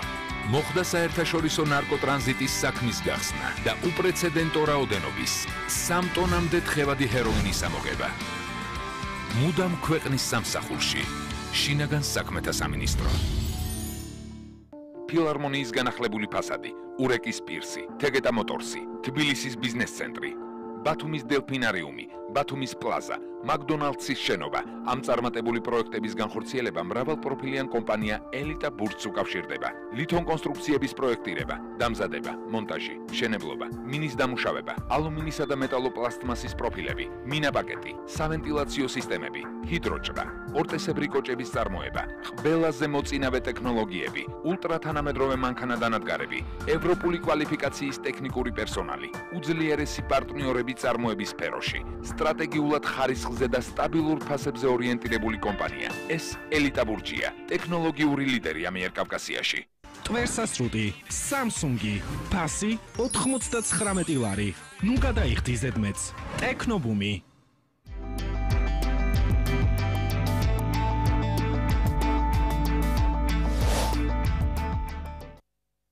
ბარიერი განაგზავს პირდაპირ ეთერში მუშაობას, ჩვენ საუბრობთ საწავის ქართულ ფასებზე, რომელიც უკვე წლებია არის დავის თემა. ბატონო, თქვენ მინდა ისევ დაგიბრუნდეთ კითხვით, რატომ არის ერთგვარად შეკრული რაღაც წრე ქართულ ბაზარზე, რატომ არ შემოდიან ახალი მოთამაშეები და შესაბამისად რატომ არ არის ისეთი გაცხოველებული კონკურენცია? პირველ რიგში მინდა წინა ნაწილს დაუბრუნდე და ორივე სიტყვით თქვა, რომ თქვა ეს საკითხი რა თქმა უნდა საზოგადოების განხილვის საგანი მუდმივად იქნება, ამიტომ რომ ეს თემა განსაკუთრებით არის მძაფრად პოლიტიზირებული. ანუ აქ საკმაოდ პოლიტიკის დიდი ელემენტებია შემოტანილი, თქვენ წინა საარჩევნო პერიოდი ახსენეთ, მომავალი არჩევნები იქნება და მუდმივად ეს რატომღაც იქნება აი ამ ნაწილთან დაკავშირებული და რა თქმა უნდა ეს საკმაოდ მნიშვნელოვნად შეიძლება ითქვა ბიზნესის განვითარებას, იმიტომ რომ ბიზნესი, როდესაც არის ესეთი ფსიქოლოგიური წნეხის ქვეშ, და ხშირ შემთხვევაში თქვა ეს არის კრიტიკა, ფსიქოლოგიური წნეხის ქვეშ რას ნიშნავს ბიზნესი? სწორედ ამაზეა საუბარი, როცა არის არაარგუმენტირებული თქვა ბრალდები ხშირ შემთხვევაში, რა თქმა უნდა, ეხლა ჩვეულებრივად კომპანიის მმართველები, ჩვეულებრივი ადამიანებია, თქვენ გამოცნობით ეს არ არის მარტივი, ხო? რაც შეეხება ამ კითხვებზე პასუხის გაცემას, აი ბატონმა ემზარი აბსოლუტურად და სწორედ ითქვა, შეიქმნა ანტიმონოპოლიური სამსახური, ხო? მოდი დაველოდოთ მის მუშაობის შედეგებს და ესე ვთქვათ, ეს სამსახური იმედია დადებს კომპეტენტურ ობიექტურ დასკვნას. ჩვენ უბრალოდ საუბრობთ იმაზე, თქვენი მსმენელისათვის რომ გასაგები იყოს, ხო? ვიძახით იმაზე, რომ 5 კომპანია, რომელიც ამ ბაზარზე ოპერირებს, დომინირებს, თითოეული სხვადასხვა წილი ეს დაწყებული 16%-დან 23%-მდე არის. თითოეულ კომპანიას შემოაქვს პროდუქტი, ისინი 5-ვე იმპორტიორები არიან, გარდა ამისა არსებობს სეგმენტი. მინდა გითხრათ, აი ახალი მოთამაშეების შემოსვლაზე იყო საუბარი, ხო? ხორციელდება იმპორტი, მათ შორის რუსეთიდან დიზელის საწვავი შემოდის, თქვათ, არაბრენდირებული სეგმენტი მართალია მცირეა, თუმცა რაღაცა ფორმით ის წარმოდგენილია. მაგრამ ისინი ბაზარზე ცდილობენ განვითარებას. კი არა და გავლენას ვერ ასევე ფასები თქვა, ჩვენ ფასები მოვიყვანეთ. არა, იცით რა გავლენას რატო ვერ მოახდენე, მე გეტყვით ამასთან დაკავშირებით. მაგრამ პირველ რიგში ფასებიც არ აერგვანო. გავლენასთან დაკავშირებით რა არის, იცით? მომხმარებელი დღეს მარტო ფასს არ უყურებს, სწორედ ამაზეა საუბარი. ხარისხსაც. აქ არის ხარისხი, აქ არის მომსახურება. უნდა რომ ხარისხი არ არის ეს საკამოთო თემა, იცით რა, ამ თემასაც მე გეტყვით რა. იმ მარკის მარტივად მარტივად შეიძლება პასუხის გაცემა, შესაძლებელია მონიტორინგების ჩატარება ერთობლივის, მათ შორის თქვენი ტელევიზიის ესე თქვა დახმარები და შესაძლებელია ყველა კითხვაზე პასუხი გაეცეს. ახლა აქ ვარ შევიდეთ და მე თქვა რაღაცის მტკიცება არ მიწევდეს, ხო? იმიტომ რა თქმა უნდა თქვენ დიდი აუდიტორია გისმენთ და მოხმარებლის გასაგებია ყველა ფაზაში საუბარი, რომელსაც თქვა ამ შემთხვევაში აბსოლუტურად ყველა განიცდის ძალიან მტკივნეულად. მაგრამ მოდით ესეთი რაღაც, აი თქვენ ახსენეთ განვითარება. ცალსახად დღეს არის საკმაოდ ლიბერალური ბიზნეს გარემო. დღევანდელი ხელისუფლება ახლა ამაზე როგორ შეიძლება იმის თქმა რომ თქვა რაღაცა ფორმით ერევა, ან უნდა ჩაერიოს, ხო? ჩარევაც არ შეიძლება, ან თუნდაც ის წილიც არ მიდის, ხო? არა, ამაზე საუბარი არ არის. პოლიტიკურ არის ის რაც დეკლარირებული პოლიტიკა, მინდა პირდაპირ თქვა დეკლარირებული პოლიტიკა, რომ ბიზნესის განვითარებას თქვა მის ახალისება შეუწყოს ხელს, ესე ხდება და ფაქტობრივად ეს მისასალმებელია და სწორედ ესეც უნდა იყოს თანამშრომლობა სამხედროს და ბიზნეს შორის. და ეს განსების რეგულირებას უკაცრავად ეს ყველა სხვადასხვანაირად ხედავს. აი მაგალითად კარტელურ შეთანხმებას უწოდებენ ექსპერტები იმას, როდესაც რამდენიმე კომპანია ბაზრის მთავარი მოთამაშეები რიგდებიან ფასებზე, ანუ წინასწარ უთანხმდებიან ერთმანეთს რა ფასში გაყიდონ. ხდება ასეთი რამ და ამას შეიძლება დამტკიცება, ამას შეიძლება თქვენ ახსენეთ ანტიმონოპოლიური შეთანხმება თუ უბრალოდ კოორდინირება, რომ რაღაცა შესაძლოა კოორდინაცია გააკეთონ და ერთად გამოვიდა რაღაცა პოზიციით. აქ მუდმივად არის სამართლიან ფასთან დაკავშირებით საუბარი, ხო? მე გადაცემის დასაწყისში ვთქვი, რა თქმა უნდა, ბოლოს ეს ითვლება, თულით გამოდის ყველაფერი, ხო? რა თქმა უნდა, ანუ კომპანიის ბოლოს საქმიანობის შედეგად წლის ბოლოს გავიგებ ჩვენ ისინი მალე რეალურად რა მოგებაზე გავიდნენ. ეხლა მოდით ესე ვთქვათ, იგივე ხელისუფლების დეკლარირებული პოლიტიკა და თქვენ წინასაარჩევნო დაპირებები ახსენეთ, ხო? ეხლა თქვენ როგორ წარმოგიდგენთ ეს მარტივია, ხო? დღეს თქვათ, რომელიმე კომპანია, რომელსაც აი ესეთ თქვათ ატმოსფეროში არის, ის თავის თავს მისცემს იმის უფლებას და ამ დაპირებების ფონზე თქვათ, ამ სოციალური თქვათ მოთხოვნის ფონზე და ასე შემდეგ თქვენი აქტიურობის ფონზე, რომ თქვათ არარეალური მოგების მარჟით არა, იცით რა არის? სათქმელად ეს მარტივია, მაგრამ რა თქმა უნდა, მოგებაზე უნდა იმუშაოს, მაგრამ სწორედ აქ ხას უზავ არარეალურ მოგებაზე, ზემოგებებზეა საუბარი. თორე ის რომ ბიზნესი და მოგებიანი არ არის, ის არის წარუმატებელი ბიზნესი და მეორე ბიზნესი იმ მოგებასაც უკანდებს, ხო? ხო ეს მარტივია, ანუ ის ამვითარებს თავის ხელს და მოდი ისიც თქვა ეხლა რეალურად განვიხილოთ. დღეს რა ინფრასტრუქტურა თქვა გასამართის სადგურების, ალბათ დამეწუნებით, ხო ეს არის შეიძლება ითქვას არა მარტო რეგიონში ერთ-ერთი საუკეთესო, საბჭოთა სივრცეში ერთ-ერთი საუკეთესო ინფრასტრუქტურა, ხო? კი ბატონო. პარალელურად ამისა ვითარდება გასამართის სადგურების ქსელი. გამჭვირვალე ხო არ არის ამ კომპანიების ფინანსური? რატო გონიათ რომ არ არის გამჭვირვალე? ისინი აუდიტორიულ დასკვნებს აქვეყნებენ და გარდა ამისა კომუნიკაცია. მოდით დამისახელოთ ბიზნეს სექტორი. ასე ვთქვათ, ხო ჩვენი საქმე არ არის, ხო ეს არიან კერძო კომპანიები და მათი მოგება მათი საქმეა, სავარაუდოდ, მაგრამ იცი ზემოგება ბუნებაში არ არის. რას ზემოგება? აი ხშირად ვინ გინდა მაგალითად უკაცრავად ერთხელ როდესაც სადაზღვევო კომპანიებზე იყო საუბარი, ძალიან კარგად მახსოვს, მიხეილ სააკაშვილმა საყვედური არ ერქვა იმას, უფრო მეტი იყო, რაც მან გამოთქვა, რომ აი უდიდესი მოგების მარჟით მუშაობდნენ სადაზღვევო კომპანიები. ხო, მაგრამ ვინ უნდა განსაზღვროს? უნდა იყოს 5% თუ 35%. იქნებ ეს კომპანიები უნდათ რომ მოგებაზე მუშაობდნენ. არა, იცით რა, ნავთო კომპანიების შემთხვევაში მარტივად თქვა, ეს არ არის სახელმწიფო საქმე. თუ კომპანია შეუძლია რომ 35%-იანი არა, იცით რა, თავისუფლი იყო. იცით რა, სწორედ ხუთიანი შეუძლია, ხუთიანი. აი, ნავთო კომპანიის შემთხვევაში ბაზრიდან გამომდინარე. თავისუფალი კონკურენციის პირობებში. კი ბატონო, მაშინ იცით რა არის? რომ ეს კომპანიები, რა თქმა უნდა, ორიენტირებულები არიან იმისკენ, რომ მომხმარებელსაც მოაწონონ თავი და თვით რეკლამა გაწიონ, ხო და რაღაცა სოციალური პასუხი. და რაღაც ლოგიკური მოგება ქონდეს, ისაც მათ განავიდა. არა, ლოგიკური მოგება, ალბათ ვერ მოდით ესე ვთქვა, იცით რა, არა. დასრულდეს ერთხელ და სამუდამ საუბარი, ალბათ არ დასრულდება, მაგრამ მაინც ამ ზემოგებებზე, ძალიან დიდ მარჟაზე, კარტელურ გარიგებებზე და საწვავის ზედმეტად მაღალ ფასში გაყიდვაზე. იცით რა არის, მოდით ჩვენ საუბრობთ აქ საუბარი იმაზე, რომ ბიზნესი აქ იმის უფლება, თქვა, მას ზემოგებაც ქონდეს, თქვა, სიტყვიერად ესე თქვა, მას არავინ ხელს არ უშლის და მისი გადასაწყვეტია. მაგრამ იცით რა არის, არა, იცით რა, თუ გაგილის, მაგრამ მოდით რა არის, აქ რეალობა ცოტა სხვანაირად არის. რეალობა გახლავთ ის, რომ საწოვი იქიდან გამომდინარე, რომ ეს არის პროდუქტი, რომელსაც საკმაოდ გზნობიერად აღიქვავს მის ფასს, აბსოლუტურად ყველა მოხარებელი და გარდა ამისა თვითონ მის მიმართ არის საკმაოდ სერიოზული მზერა, ესეთი იგივე თქვენ ხშირად ინტერესდებით ამ თემით, ეს ერთი ფაქტორი. გარდა ამისა თვითონ მეორე მხრივ ამ პროდუქტის ფაზია შემდგომ დამოკიდებული, რა თქმა უნდა, ყველაფრის ფაზი და ძალიან ბევრი ჩვენი სამხარებლო კალათის ფასი, იგივე ჩვენი ბიუჯეტი და ასე შემდეგ. ხო, ეს არის ბევრ ფაქტორთან დამოკიდებული, ბევრ სხვადასხვა ფაქტორთან და აქედან გამომდინარე, არა, ასე არ არის, უბრალოდ ვერ იქნება, იმიტომ რომ მაშინ კომპანიას სოციალური პასუხისმგებლობა არ უნდა ქონდეს, ხო? ხა მე როცა ამას საუბრობ, თუმცა გადაცემს დასაწყისში, რომ ის მოგებაზე ორიენტირებული. მოგებაზე ეს არის ლოგიკურ მოგებაზე დამოკიდებული. ანუ ის მოგებაზე, რაც მას აძლევს საშუალებას, რათა განვითარდეს. და რეალური მოგებაზე. თუ ამ კომპანიებს აქვს საშუალება, რომ ისინი გარიგდნენ და მათ გარდა ბაზარზე არავინ არ არის, ვინც ამინც შეცვლის, ხო? და ისინი შეთანხმდებიან, რომ მოდი დავაწესოთ აუშოთ 3 ლარი. ყველას თუ გვექნება 3 ლარი, იძულებული გახდება ხალხი, რომ ამ პირობებზე წამოიღოს. ხო, მაგრამ ეს არ ყოფილა, თქვენ ერთი ფაქტი მითხარით, რომ ესე იყო. არ არის ეს, ხო? არ არის და ფასი იყო. 240, იმიტომ რომ საერთაშორისო ფასი იყო მაღალი, ეს არ ყოფილა, საიდანაც მოგონილი ციფრი რა. ნებისმიერ ფასს აქვს თავისი ფასი, რომელიც ფასის ფასია მიბმული, ხო?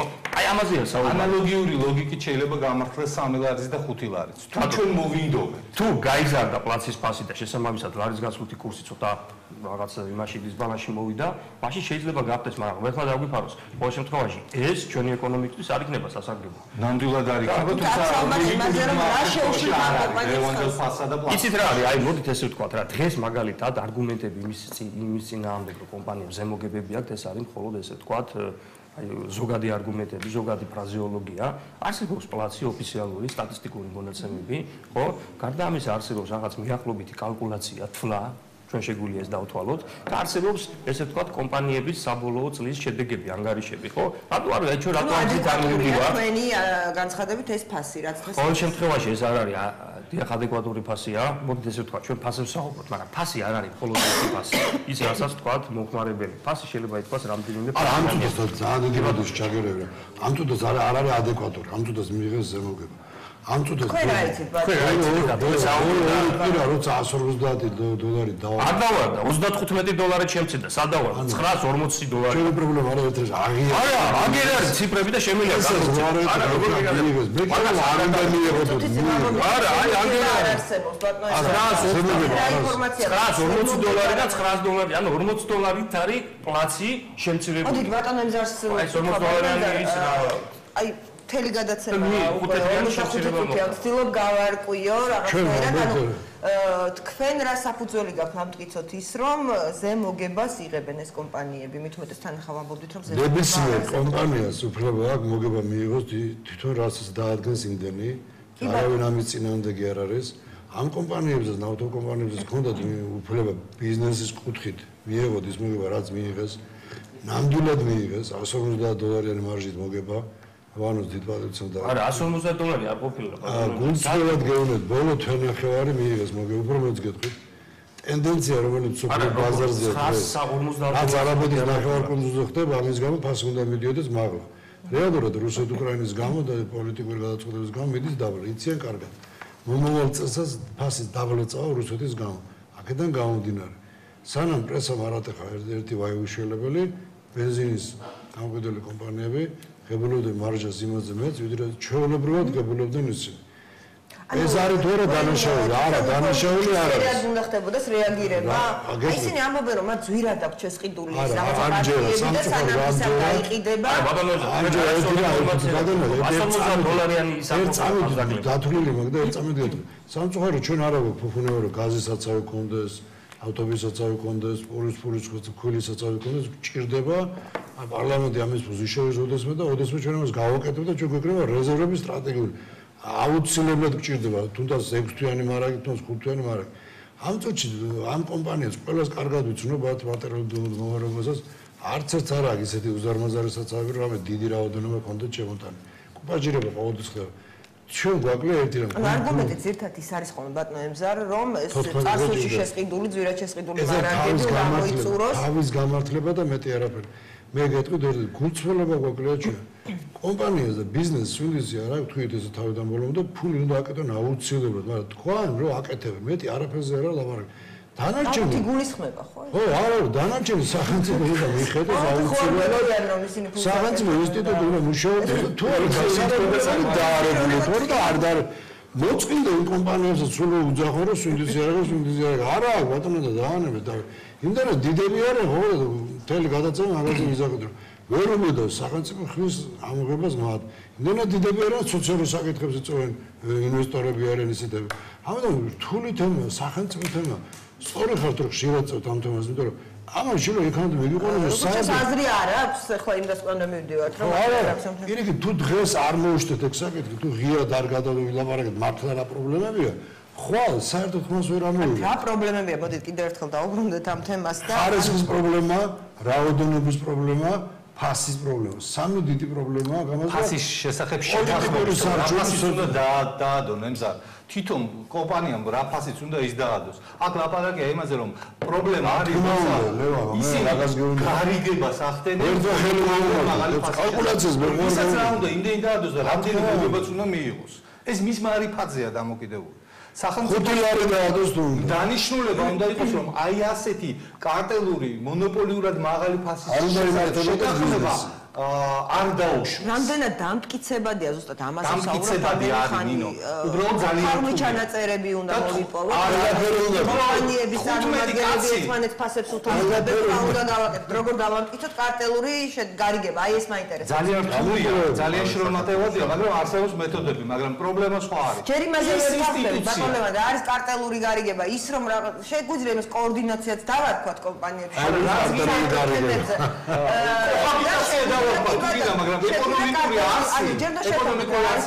გარიგება და მე უნდა შევთანხმდეთ როგორ ვამხილოთ კარტელი სახელმწიფოს კანონმდებლობით გაწერილია კანონთვის შეთანხმება საჭიროა კანონმდებლობაში წერია უბრალოდ იმას აღსრულება ჭირდება ეს არის ძალიან რთული პროცედურა მართალია მაგრამ პრობლემა არის ის რომ რაც არ უნდა ეწეროს კანონში უბრალოდ ის რეგულაცია და ის ინსტიტუცია რასაც ქართული კანონმდებლობა ითვალისწინებს უბრალოდ ამ ტვირთს ვერ აწევს აი ძალიან მარტივი მაგალითი ვთქვათ მაგალითად ერთ-ერთ მსხვილ ნავთობ კომპანიასთან დაკავშირებით დადო ამ 15 კაციანმა ჯგუფმა დასკვნა წავიდა და ალტერნატიული დასკვნა დაუდო რომელიც ბრიტანელი კონსალტანტების მიერ იქნა მომზადებული როგორ გონიათ ქართული სასამართლოსთვის რომელი უფრო წონადი და არგუმენტირებული იქნება ბრიტანული ხო შესაბამისად ამ რეგულაციებით გამოდის რომ ანტიმონოპოლიური სამსახური და კონკურენციის სააგენტო რეალურად მაღაზიების და პატარ-პატარა ფირმების დონეზე კონკურენციის უზრუნველყოფი ორგანოა და არა რეალურად ქვეყანაში არსებული პრობლემური кейსების გადაწყვეტა. ნავთობი, გაზი, პრობლემა უბრალოდ. და ჩვენ უბრალოდ ვილაპარაკებთ ხანდახან ამაზე, როდესაც ძალიან თავში გვეცემა რომ სოფლიო ბაზარზე სახელმწიფოს მისაღები აქვს უბრალოდ გადაწყვეტილებები ამ მემართულებით. სახელმწიფო უნდა შეაფასოს და გარკვეული ასე ვთქვათ შეცვალოს დამოკიდებულება ამ საკითხისადმი. რათა ეფექტურო, არა, ნუ ეფექტური სამსახურები ჩამოყალიბდეს. ფაქტორად ძევალის მდგომარეობაშია ხო დღევანდელი სახელმწიფო და სიტუაციური ძევალი. მაგრამ აფსიდებ ხილად არის გამოსავალი შეიძლება იყოს, როდესაც დანის პირზევა გასავლელი აქ არ გადაიწია სასწორი ანიქით ამხარე ამ მხარეს ეს არის ძალიან სახიფათო და თავიდან შეგვიძლია დაგიდასტუროთ რომ ამ შემთხვევაში ჩვენ ბიზნესის ფარეს ვართ. ჩვენ და შევაჯამოთ ჩვენი გაცემა, ამიტომ ასეთ კითხვას დაგიცავთ ბატონო ემზარ, როგორ აი ზუსტად ბოლოს რაზეც საუბრობდით, როგორ უნდა გაიმიჯნოს ისე, აი ზღვარი როგორ უნდა გაევლოს, რომ ერთის მხრივ ეს არ იყოს ბიზნესზე ზეწოლად ახმული ეს ყველაფერი, აი ბატონი ივანო ბრძანებდა რომ ამ ეტაპზე არ ხდება ხო ბიზნესზე ზეწოლა და თავისუფალი გარემოა ბევრად ვიდრე იყო წარსულში ბიზნესის თვალსაზრისით, ბიზნესის წარმოების თვალსაზრისით. თუმცა თუ სახელმწიფომ დაიწყო ძალიან მკაცრი ჩარევა და მკაცრი რეგულაცია, თუნდაც ფასების კარნახი ან იგივე რა ვიცი, გამოვლენა კარტელური შეთანხმების შეიძლება ზღვარი ვერ გაევლოს ისე სუფთად და შესაძლოა ცოტა ზედმეტიც მოუვიდეს ხო სახელმწიფოს. ან როგორ უნდა იპოვოს სახელმწიფო მის ოქროს შუალედი, რომ არც ბიზნესზე ზეწოლა გამოუვიდეს და რეალურად პრობლემაც მოაგვაროს. მე თქვენ არ დავეთანხმდით რამეში რომ რეგულაცია რაც უფრო იქნება ნათელი და გამჭვირვალე, მით უფრო თავისუფალი იქნება ბიზნესი. პატარა მაგალითს მოგიღოთ. სოკარი არის ძირითადი მომწოდებელი ნავთობის ღმერთმა ხელი მომმართოს იყოს, მაგრამ სოკარი როგორც გამიჯნოთ ნავთობის მომწოდებელი, სოკარი როგორც გამანაწილებელი შემდგომ. სოკარმა ბირჟაზე უნდა გაიტანოს ის თავის მოტანა ნავთობი და ერთიანობაში მიაწოდოს მთელ საქართველოს ბაზარს. აი მაშინ კი ბატონო, განაწილებაშიც იყოს სოკარი და მოწოდებაშიც იყოს. იგივე არის გაზებში. გაზის როგორც მომწოდებელი გაზის სოკარი სხვა უნდა იყოს ვერ ბირჟაზე უნდა გავიდეს მის საქმე და უნდა აიკრძალოს მომწოდებელი რეგულა რა თქმა უნდა ყველა ქვეყანაში ესეა ამაზე მთელი ევროპა როგორ შეიძლება სოკარმა $50 ნაკლებ ფასში მიყიდოს თავის გაზის გასამართსადგურს ბენზინი გაზი მკაცად არავითარ შემთხვევაში ერთიანად უნდა ღიად გაიყიდოს იყიდოს მისმა სადგურმაც სხვა სადგურმაც და ბაზარზე ეს უნდა დაარეგულიროს სახელმწიფო რომ ერთიან ფასში გაიყიდოს რა თქმა უნდა ანუ ამ შემთხვევაში გაზის მომწოდებელი, ბენზინის მომწოდებელი და შივერები ქსელში გავყიდველი უნდა იყოს სხვადასხვა ისე როგორც წარმოიდგინეთ თელასი და ენერგობაზარი იყოს ერთი წარმოიდგინეთ რა მოხდებოდა ან თელასი და აი ჩვენი მაღალი გამდენების მაღალ გამტარი ქსელი რო ის იყოს თელასის საკუთრება რას უნდა მაგალითად ენერგოპრო ჯორჯიას ხომ წარმოიდგინეთ კონკურენცია მოკვდა კონკურენცია ეს არის მთავარი პრობლემა ჩვენ როცა გულითხოვთ რეგულაციას ჩვენ ვართ თავისუფალი ბაზრის მომხრები და მაგით ვიძახით ამას რომ ამ შემთხვევაში გამიჯნოთ ეს მონოპოლისტები შეუზღუდოთ ჩვენ უნდა ავირჩიოთ როგორი ქვეყანა გვინდა ჩვენ აი ტარები ანუ არსებობს ბერკეტები კანონიერი მექანიზმები რომელიც ზემსახურება თავისუფალი ბაზრის გარემოება იყოს ქვეყანაში აუცილებლად ბატონ ლევანს მე ძალიან მოკლედ რომ ჩვენს კოლეგებსაც დარჩეთ ერთია ნინო მთავარი რომ ფასს წარმოქმნაში არანაირად არ უნდა ჩაეროს ხელისუფლება და ეს არის გასამიჯნი. თამაშის წესები უნდა დაადგინოს თამაშის წესები.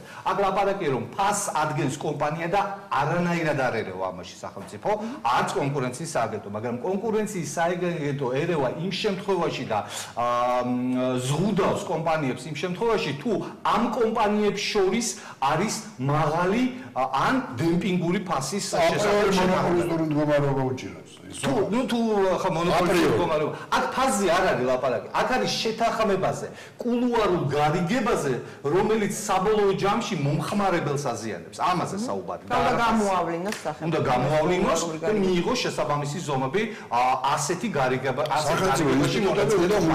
კარგით, მოდი ბატონ ვანოს და ბოლოს ბატონ გიგას დავსაკითხოთ. ბატონ ვანო, თქვენ რას იტყვით მსგავსი რეგულაციების ამოქმედების შემთხვევაში დაზარალდება თუ არა ის ბიზნესი, რომელსაც თქვენ წარმოადგენთ, თქვენ ხართ ნავთობთა კავშირის პირველი შეიძლება რომ თქვა, აგერ ბატონმა იმზადა ამჯერმე სოკარი ახსენა. სოკარი ნამდვილად არ არის მონოპოლურ მდგომარეობაში. დღეს მისი ხედვითი წელი თქვა საცალო გაყიდვებში ეს არ არის იმ დოზი წარმოდგენი, რომელიც ამის საფუძველს გვაძლევს. მე გითხარით, რომ კომპანიების, ამ ხუთივე კომპანიების გაყიდვები ეს არის 16%-დან 22%-მდე. რაც შეეხება იმპორტს, სოკარის პირველ ადგილზე ეს არის რუმინეთი, ანუ რუმინული საწვავი. სოკარია მეორე ადგილზე, ბენზინი საერთოდ შეიძლება ითქვას დღეს აქტიურად არ შემოდის აზერბაიჯანიდან, ერთადერთი შემოდის დიზელის საწვავი L62. სოკარი მე გეთანხმებით არის ერთ-ერთი ყველაზე დიდი ინვესტორი ქვეყანაში. ბატონო? სოკარი უცებ შემეცოდა. არა, შეწოდებაზე არ არის, უბრალოდ მე ოფიციალურ სტატისტიკურ მონაცემებს ვიგანებ. ნამდვილად არ არის. თვალსაზრისით რომ ბაზარზეც ყველა თქმა უნდა, დიდი კომპანია, ერთ-ერთი ყველაზე დიდი განაყოფილია სახელმწიფო ბიუჯეტში, დიდი ინვესტორია, თუმცა ეს სოკარის პოლიტიკა გდება, შრომელი მასები ხელმაზიგიდან რეგულირებული. რა არის იქ რომ რაღაცა დოზით ამ სფეროს რეგულაცია მოხდეს. იცით რა არის სახელმწიფო მიიღო გადაწყვეტილება, პოლიტიკური გადაწყვეტილება, მიღებულია კანონმდებლობა, შესაბამისად მოქმედებს სამსახური და რა თქმა უნდა, თუ ის სახელმწიფო თავის ინტერესი ყველა სფეროში უნდა დაიცვას და მათ შორის რა თქმა უნდა, ნავთობპროდუქტების ბიზნეს სფეროში. თუმცა რა თქმა უნდა, მისი ინტერესების დაცვა ეს არ უნდა გადიოდეს, ასე თქვა, წითელ ხაზებზე, ანუ ის არ უნდა შეეხოს უხეშად ბიზნესს, არ უნდა შეუშალოს სქელი ბიზნესის განვითარებას, ეს აპრიორი უნდა იყოს, იმიტომ რომ დღეს საქართველოს ეკონომიკურ განვითარებას თუ რეგულაცია გამწევს. იცით რა, ამ ეტაპზე ჩვენ ავხედავთ. არა, ნამდვილად ავხედავთ. პირიქით მე ვფიქრობ, ეს ჩემი ობიექტური აზრია, რომ ანტიმონოპოლიური სამსახური გასცემს ყველა იმ კითხვაზე პასუხს, ასე ჩვენ ახლა საუბრობთ, იმიტომ რომ ეს არის თქვა საუბრები მუდმივი, რომ აქ არის კონკურენცია, აქ არის არაკონკურენტული გარემო, აქ არის მონოპოლიური მდგომარეობა, კარტელული შეთანხმებები და დარწმუნებული ვარ, რომ სამსახური ამ კითხვებს პასუხს გაცემს და ფაქტიურად ამ კითხვაზე ჩვენი საუბრით, ესე ვთქვათ, შედეგი ძალიან მალე ალბათ მათ მხრიდან იქნება გაჟღერებული.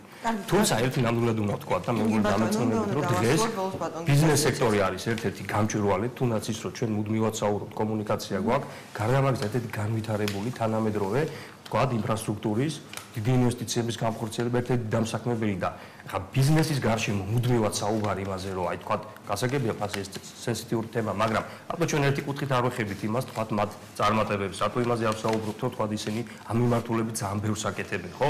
ეს ფაქტიც არის, რომ ბიზნესად ჭირდება წახალისება, რაღაც ამბული და ალბათ ბიზნესები არიან, ასე ვთქვათ. ეს გარედან ჩანს მომგებიანი, მაგრამ იმ შემთხვევაში შეიძლება ის იყოს წამგებიანი, ვადესი არ არის. შვენიერი სარეკლამო კამპანიებიც აქვს და ამას ახერხებენ. მე უბრალოდ მაინც ჩემს პირად დაკვირვებას. არა, მე მესმის ახლა დღეს მოდური თემაა, რომ იყო თქვა მოხმარებლის მხარეს და არ იყო ბიზნესის მხარეს. ეს ჩვენ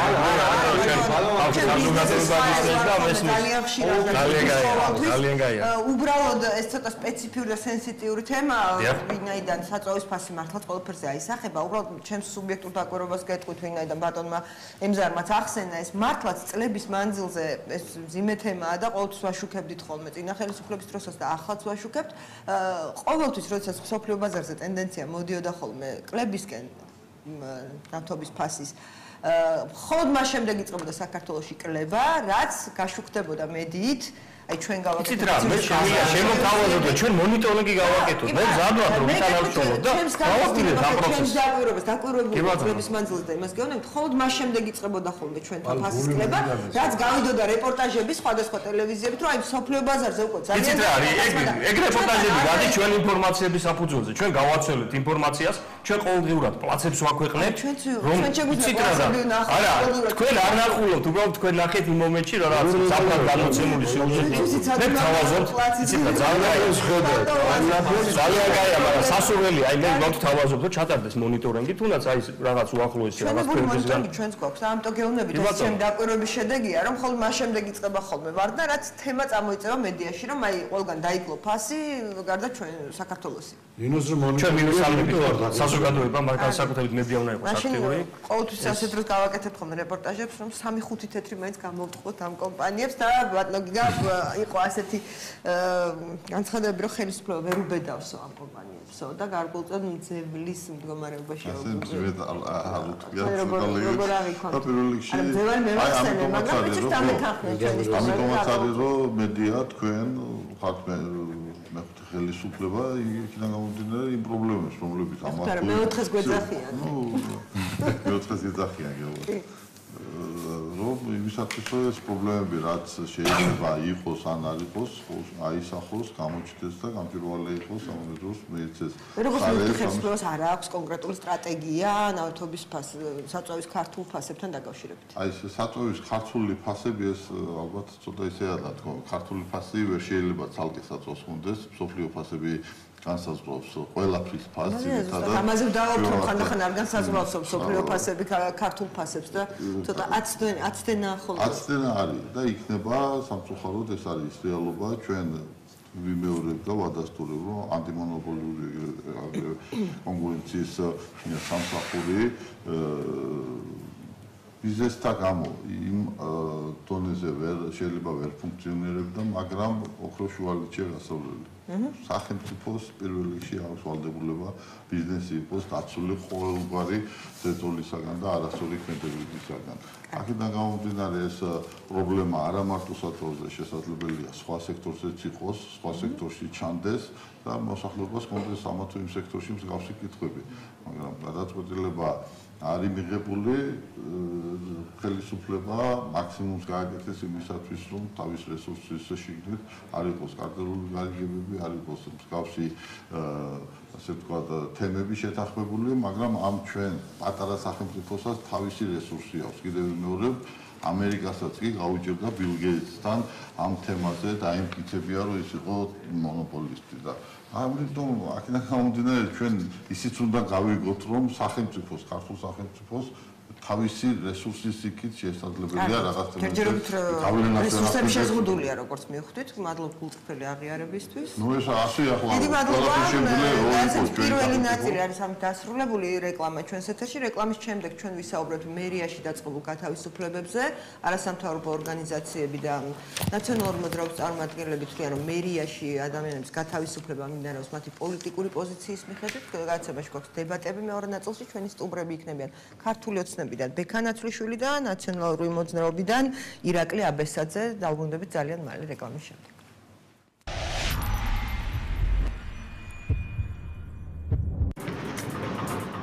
როგორ არა? სულში შეწავალ, ოღონ გერმანიდან დაბრუნების მერე.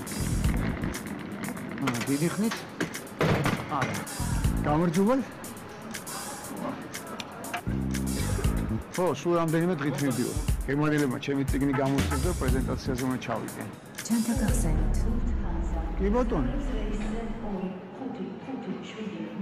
თქვენ ხომ გერმანიაში მიემგზავრებით? დიახ. და ლუდი საქართველოსდან მიგაქვთ?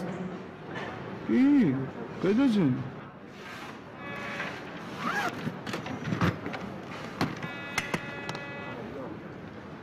აბა რა.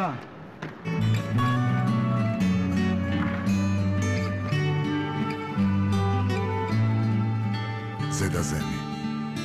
აბა რა. 2014 წელს შინაგან საქმეთა სამინისტრომ განახორციელა მთელი რიგი პროექტები. აშენდა 5 და მიმდინარეობს რამოდენიმე სასაზღვრო სექტორის მშენებლობა. საქართველოს სასაზღვრო პოლიციას ამერიკის შეერთებული შტატების საელჩომ საჩუქრად გადმოსცა 25 კვადროციკლი და დაცული რადიოკომუნიკაციის აღჭურვილობა. განახლებულია და მზადყოფნაშია სასაზღვრო პოლიციის კუთვნილებაში მყოფი შვეუმფრენები. დიდი ყურადღება დაეთმო კონტრტერორისტული ცენტრისა და ტერორიზმის წინააღმდეგ ბრძოლაში ჩართული დანაყოფების კვალიფიკაციის ამაღლებას. აშენდა ახალი თანამედროვე სტანდარტებზე მორგებული პოლიციის შენობა საჩხერესა და გუდაურში. მუდამ ქვეყნის სამსახურში შინაგან საქმეთა სამინისტრო. სარეცხი მანქანა, ვირპული, ფასი 699 ლარი. ნუ გადაიხდი ზედმეტს. ტექნობუმი.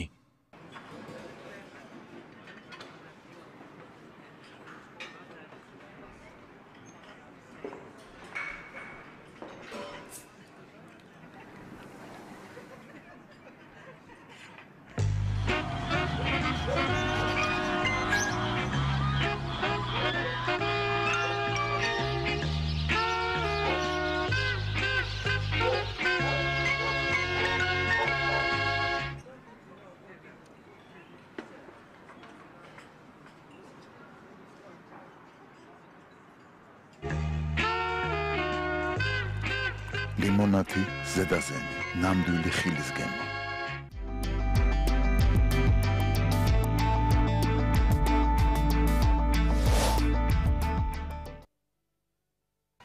ბარიერი დაბრუნდა პირდაპირ ეთერში, გადაცემის ამ ბლოკში ჩვენ ვსაუბრობთ მერიაში თანამშრომლების გათავისუფლებაზე. არასამთავრობო ორგანიზაცია სამართლიანმა არჩევნებმა გამოაქვეყნა ინფორმაცია, რომლის თანახმადაც 2014 წლის 1 აგვისტო და 7 სექტემბრის ჩათვლით თბილისის მერიიდან გათავისუფლდა 155 ადამიანი. აქედან პირადი განცხადების საფუძველზე 115 ვადის გასვლის გამო, 32 ადამიანი დისციპლინური პასუხისმგებლობის გამო, 5 და სხვადასხვა საფუძვლით 3 ადამიანი. საუბრობენ იმაზე, რომ ის ადამიანები, როგორც ეს არასამთავრობო ორგანიზაცია ამბობს, რომლებიც სამსახურიდან პირადი განცხადების საფუძველზე გათავისუფლდნენ, განიცდიდნენ ზეწოლას და მათ აიძულებდნენ, რომ დაეწერათ განცხადება სამსახურიდან წასვლის თაობაზე.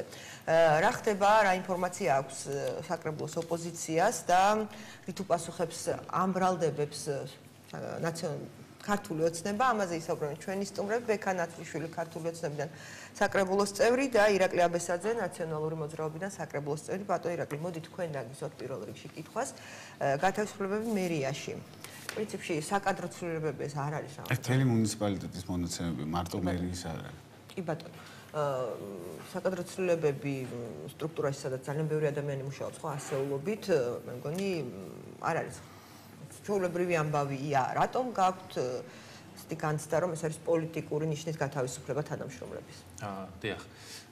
პირველ რიგში ჩვენ არ ვსაუბრობთ, რომ ხდება პოლიტიკური ნიშნით თანამშრომლების გათავისუფლება, თუმცა არც ეს არ არის გამორიცხული.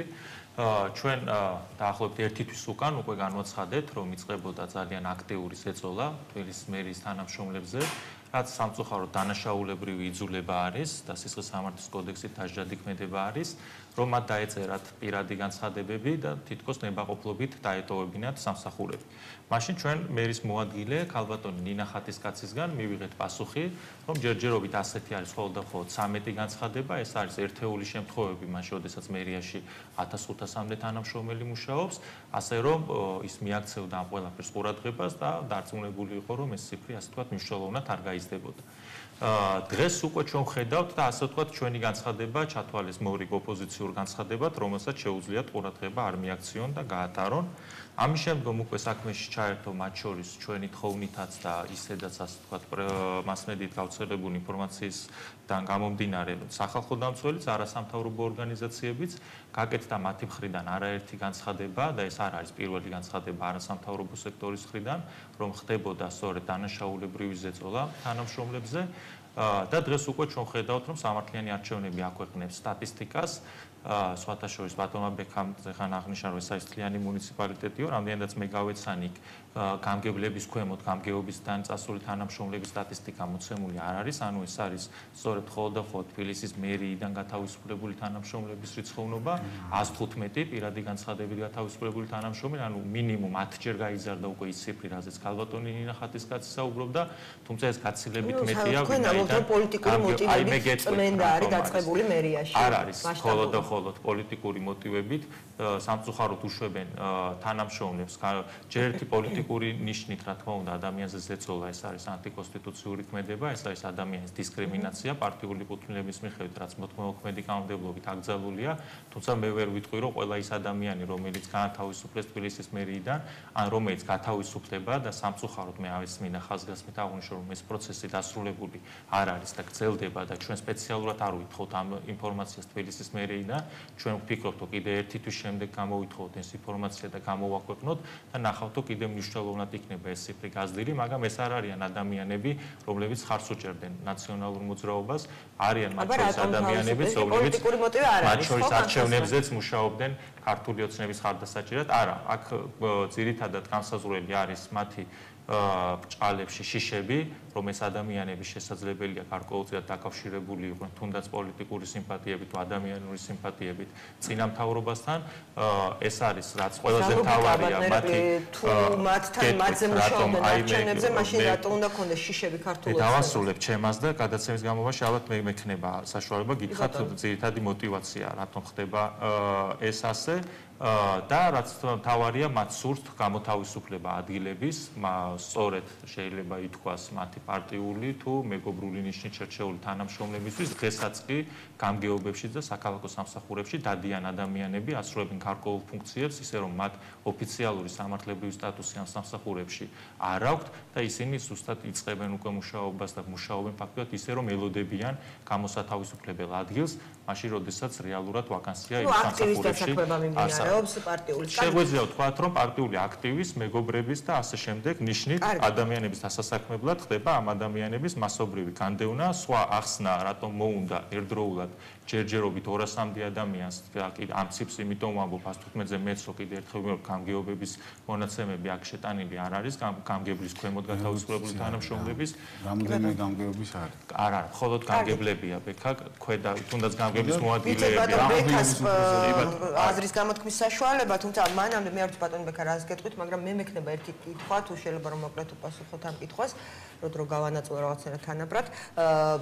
გასაგებია რომ შესაძლოა იყოს პოლიტიკური შემადგენელი ამ გათავისუფლებაში პოლიტიკური მოტივი. თუმცა მეორეს მხრივ ჩვენ წლების მანძილზე მე ვენდობი სამართლიან არჩევნებს და ადრეც ვენდობოდი ახალგაზრდების ასოციაციის სამართლიან არჩევნებს და სხვა არასამთავრობო ორგანიზაციებს, რომლებიც წლების მანძილზე აქვეყნებდნენ ხოლმე მერიის საქმიანობის კვლევის ანგარიშებს, სადაც საუბარი იყო ხოლმე იმაზე, რომ ხანდახან უცნაურად იზრდებოდა ხოლმე მერიაში საშტატო განრიგი განსაკუთრებით არჩევნების წინ და სწორედაც რომ აი პარტიული აქტივის დასასაქმებლად იყენებდა ნაციონალური მოძრაობა მერიის თანამდებობებს და მათ ასაქმებდა მოკლედ უცნაურ ადამიანებს უცნაურ ადგილებზე თქვა დასუფთავების სამსახურში ადამიანებს რომელსაც კავშირი არ ქონდათ და იქნებ უბრალოდ მე ვეცდები რომ ქართული ოცნების მხრიდან არგუმენტი ვიპოვო მაგალითად ალბათ ბატონო თავის არგუმენტებს მაგალითად იქნებ ზუსტად ისეთი ხალხის გათავისუფლება ხდება მე არ ვიცი ხო გვარები და სახელები არ არის ცნობილი ამ ეტაპზე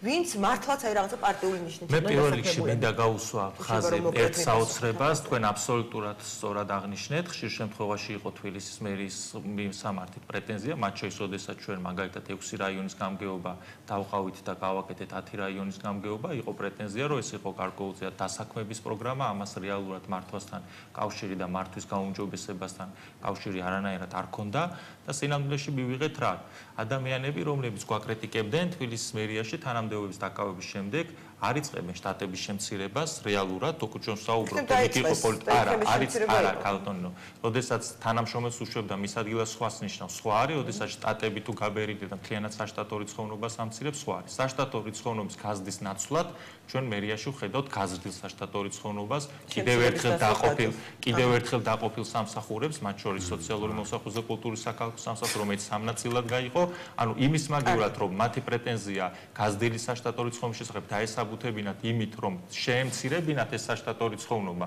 ამის ნაცვლად ისინი ჭალებში გაზრდილ საშტატო რიცხოვნობას კიდევ უფრო ზრდიან ასე რომ ამ პრეტენზიას აღმოჩნდა რომ დაუსაბუთებელი იყო და ნამდვილად ვერ მივიდა. მოусმენთ ბატონ ბექას, ბატონ ბექა ბრალი ედება თბილისის მერიას ახალ ხელმძღვანელობას, მოკლედ ზეწოლაში, რომ ისინი საჯარო მოხელეებზე ახორციელებდნენ ზეწოლას და აიძულებდნენ მათ პირადი განცხადების საფუძველზე დაეტოვებინათ თანამდებობა. თქვენ რა ინფორმაცია გაქვთ რა ხდება სინამდვილეში? რამდენი ნაწილად მინდა გავყო ჩემი პასუხი, ნუ ეხლა მე არ მოვყვები თქვა ნაციონალური მოძრაობის ბრალდებას თუ რას აკეთებდა ის ადრე, ნუ ისეთი თქვენ თვითონ ახსენეთ, ნუ ყველა მიცის და აქედან გამომდინარე აზრი არ აქვს, თანამედროვეობას დაუბრუნდეთ, აწყოს დაუბრუნდეთ, რაც შეეხება სასჭასო ერთეულების გაზრდას, ეხლაც რომ შევხედოთ თქვა დინამიკას, ის გაზრდილი არ არის, თუ ჩვენ ტენდენციაზე ვსაუბრობთ. თუ გაიზრდება რომელიმე განყოფილებაში ან რომელიმე თქვათ სამსახური ჩაიშლება სხვა ქვესამსახურებად ან ადეკვატური მნიშვნელობის სამსახურებად ეს მხოლოდ გამოწვეული იქნება საჭიროებებით ამ საჭიროებებზე ჩვენ დიდხანს ვისაუბრეთ იგივე კომისიაზე იგივე ბიუროზე და შემდეგ საკრებულოს ხდომაზე აქედან გამომდინარე მე მგონი არგუმენტები იყო დამაკმაყოფილებელი თუ არ იყო დამაკმაყოფილებელი თქვათ კიდევ ერთხელ გავიმეორებ ანუ დაიყო სოციალური სამსახური, რომელიც იყო ძალიან დიდი სამსახური და სოციალურ სამსახურს ყავდა ერთი უფროსი, რომელსაც პასუხისმგებლობა ეკისრებოდა როგორც სპორტზე, ისე ახალგაზრდობაზე, ისე განათლებაზე და ასე შემდეგ. ეხლა ეს ჩაიშალა, სოციალური სამსახური გავიდა გარეთ. სპორტის ახალგაზრდობის კი. არა, დაუბრუნდით არა, იმიტომ რომ საზოგადოებას ამასთან დაკავშირებითაც ირაკლის ასე იგი ამ რემარკის შემდეგ შეიძლება გაუჩნდა კითხვა, ხო? აქედან გამომდინარე მე მინდა ამ კითხვას პასუხი სხვაგან, თუნდაც სადაც ჩვენ გავზარდეთ დაუსაბუთებლად რა პრეტენზიები მიმართ იყო. შემცირდება. ჩვენ ხო საუბრობთ ამაზე. დინამიკაა ეს, ხო? მიმდინარეობს პროცესი და შესაბამისად ვინც თქვა არაკეთილ სინდისიერად იკავებდა ამ ადგილს, რა თქმა უნდა ის დატოვებს. ახლა რაც შეეხება თვითონ ბრალდებას, ახლა გეტყვით რა ჩვენ ეს ყველაფერი ცოტა ადეკვატურები უნდა ვიყოთ პროცესებისა და მართლაც ახლა მე მართლა ვამაყობ ამით. ქართული ოცნება როდესაც მოვიდა ხელისუფლებაში 2012 წელს შესაბამისად 95% ამას ყოველთვის ვამბობ საჯარო მოხელეებისა იქნა შენარჩუნებული რაც არის საქართველოს ისტორიაში როდესაც ესეთი პოლიტიკური ამ ხარისხის პოლიტიკური ცვლილება ხდება უპრეცედენტო ხო?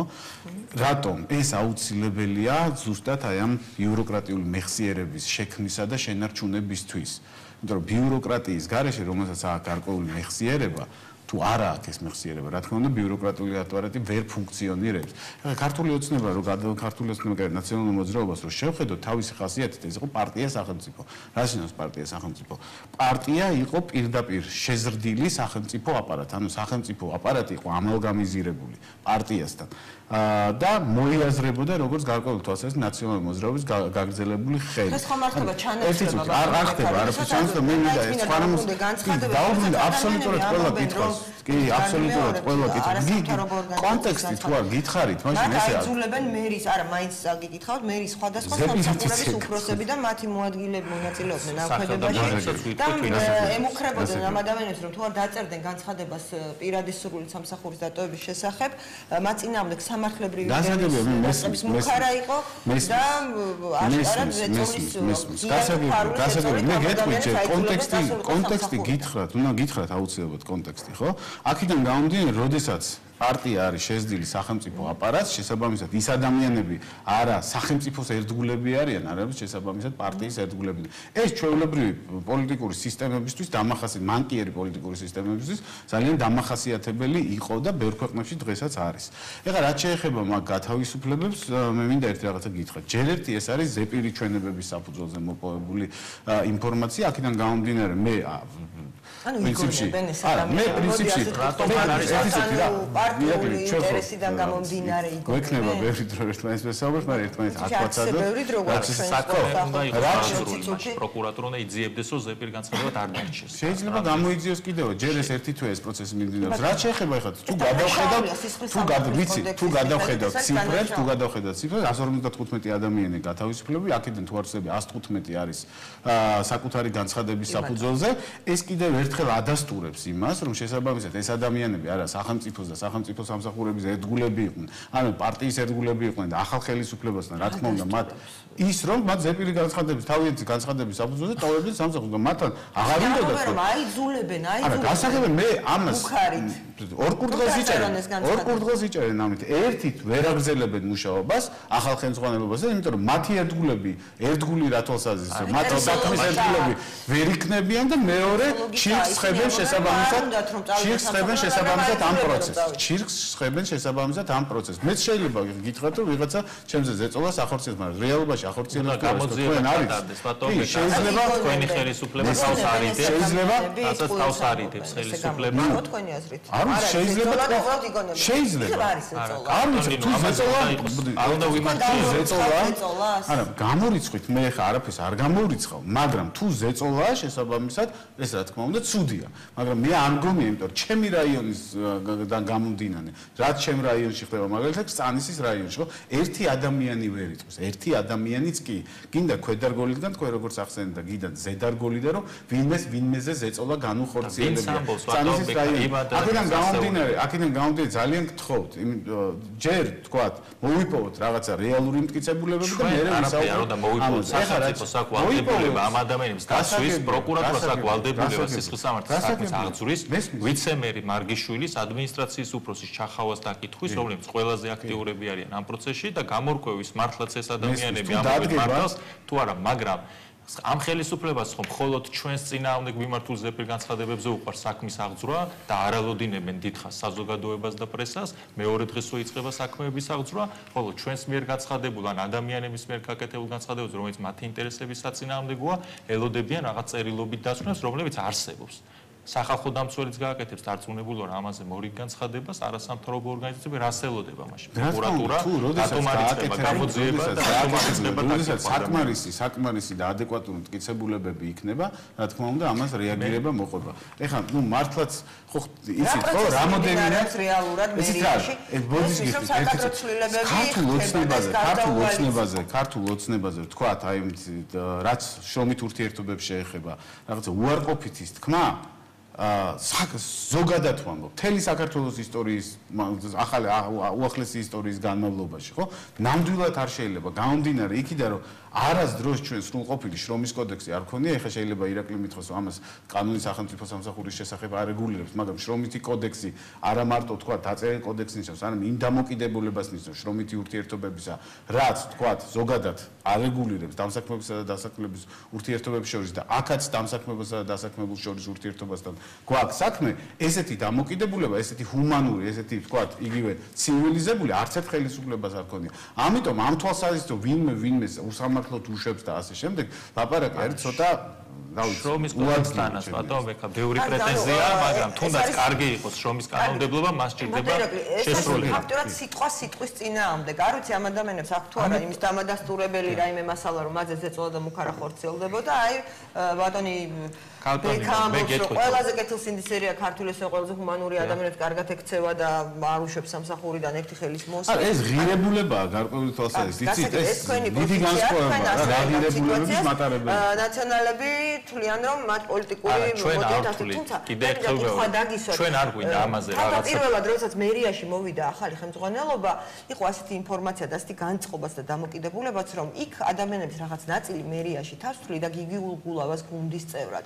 და მათ უბრალოდ არ უნდათ დავით ნარმანიასთან მუშაობა, იყო ხო ასეთი ტიპის ინფორმაციაც და გარკვეულწილად თითქოს საბოტირების ამდენი განცხადება მოწმობს მე. როგორ უნდა მოიქცეს მერის ახალი გუნდი ახალი ხელმძღვანელობა, როდესაც მაპატეთ დავასრულებ კითხვას, როდესაც იქ მართლაც მუშაობს ადამიანი, რომელიც მართლაც ნაციონალური მოძრაობის გულწრფელი მხარდაჭერია შეიძლება. არ არის არანაირი პრობლემა, არა თქმა უნდა. მას არ პრობლემა არ არის ადამიანებს. მას არ პრობლემა ის ერთგული იყო პარტიის და არა მე გეტყვი ერთგულებაზე ზუსტად გეტყვი. არასწორი ინტერპრეტაცია რო არ მოხდეს. არა, მას შეიძლება კონდეს სიმპათია კი არა და წევრი იყოს ნაციონალური მოძრაობის, არავის ამას არ უკრძალავს, მაგრამ შესაძლოა დღეს როდესაც ასეთი დრამატული დაპირისპირება მიდის კონკრეტულად გიგი უგულავასა და ქართულ ოცნებას შორის, ის არის პატიმრობაში და ასე შემდეგ, შესაძლოა მას უბრალოდ კონდეს სურვილი რომ ახალ მერს, რომელიც არის ქართული ოცნების გუნდის წევრი და როგორც ნაციონალები უწოდებთ ხოლმე ბიძინა ივანიშვილის რაღაცა პირადი ადამიანი მოდი ასე ვთქვათ, რაღაცა მოუწოს საბოტაჟი, ვთქვათ, არ გაუწიოს ანგარიში, არ მიიღოს მისი ლეგიტიმაცია, არ აღიაროს ასე ვთქვათ. ასეთის შესაძლებლობა, როდესაც ყველა სამსახურის უფროსი არის ქართული ოცნების წარმომადგენელი, როდესაც ძალიანად მერის ხელმძღვანელობა დაკომპლექტებულია ქართული ოცნების ხელმძღვანელებით, მე ამის შესაძლებლობას ნაკლებად დაუშვებდი და ასეთ შეურაცხყოფას მეც კი არ მივაყენებდი დავით ნარმანიას, რომ მას არ შეუძლია მართოს მისამდე დაქვემდებარებული უწყება მე ხა ძალიან მოკლედ მინდა აგიხსნათ რატომ არის არგუმენტი რომ ამ ადამიანების გათავისუფლება ხდება იძულებით აბსოლუტურად დასაბუთებული მათ შორის ქართული ოცნების ბატონო ბექა საკანონმდებლო შემოქმედებიდან გამომდინარე ქალბატონინო თქვენ კარგად გემახსოვრებათ მაისში საქართველოს პარლამენტმა შეიტანა ცვლილება საჯარო სამსახურის შესახებ კანონში თუ თვითმმართველობის ორგანულ კოდექსში და ყველა თვითმმართველობის მოხელე გამოაცხადა სამსახურიდან გათავისუფლებულად და თავიდან ჩათვალა საჭიროდ გამოეცხადებინათ კონკურსი ანუ ფაქტიურად ყველა მერიაში მომუშავე საკრებულოს აპარატში მომუშავე და გამგეობებში რაიონებში მომუშავე ადამიანები გამოაცხადა ვაკანტურად მათი თანამდებობები ანუ ეს ადამიანები უმუშევრებად და გამოაცხადა რომ თავიდან უნდა მიეღოთ ეს ადამიანები სამსახურში რაც იყო ანტიკონსტიტუციური გადაწყვეტილება თბილისის მერიის თანამშრომლობა მიმართეს კიდეც საკონსტიტუციო სასამართლოს, თუმცა ამ შემთხვევაში ქართულ ოცნებას იყო იმის უნარი, რომ დაენახა, ასე ვთქვათ, დირე საკუთარ თვალში ძალიან დიდი თან, რაც ადვილად შესამჩნევი უნდა ყოფილიყო და თავად თქვეს უარი ამ უკვე განხორციელებულ კანონში შეტანილ ცვლილებაზე და ორ კვირაში უკან შეატრიალეს კანონი, კანონში შეიტანეს თავიდან ცვლილება და ეს ჩანაწერი გააუქმეს. ანუ აპრიორი მანამ სანამ ადგილობრივი თვითმმართველობის არჩევნები ჩატარდებოდა, უკვე ნათელი იყო ნება მართველი გუნდის სახელმწიფოში, მართველი გუნდის ქართული ოცნების, რომ ამ ადამიანებს სურდათ ყველა ადამიანის გაყრა და თავიდან დაკომპლექტება გამგეობების და აპარატის. მე მინდა გითხრათ, რომ მერიაში მუშაობენ ადამიანები, რომელსაც აქვთ მერიაში მუშაობის 15 და 20 წლის მე ბატონი ბეკას განცხადების უწყლობის ჯერა, თუმცა შესაძლებელია ის უშვებდეს შეცდომას არა სრულყოფილი ინფორმაციის ქონის გამო, მე გეუბნებით კონკრეტულ არგუმენტს, რა იყო ქართული ოცნების ნება, რა სურდათ მას, როგორ ანტიკონსტიტუციური კანონის მიღების გზითაც კი წავიდნენ, თუმცა მე თვითონვე გამოასწორეს და ორ კვირაში ასეთი პრეცედენტი მე არ მასენებ. ჯერჯერობით ქალბატონინო, თან ჩვენ არ ვსაუბრობთ. ადასტურებს თუ რაიმე სხვა მონაწილეობა. გაცილებით მეტია, კიდევ ერთხელ ვიმეორებ, კიდევ პატარაის გამგეობის ქვედა დონის მონა თქვენ შეგიძლიათ ნახოთ.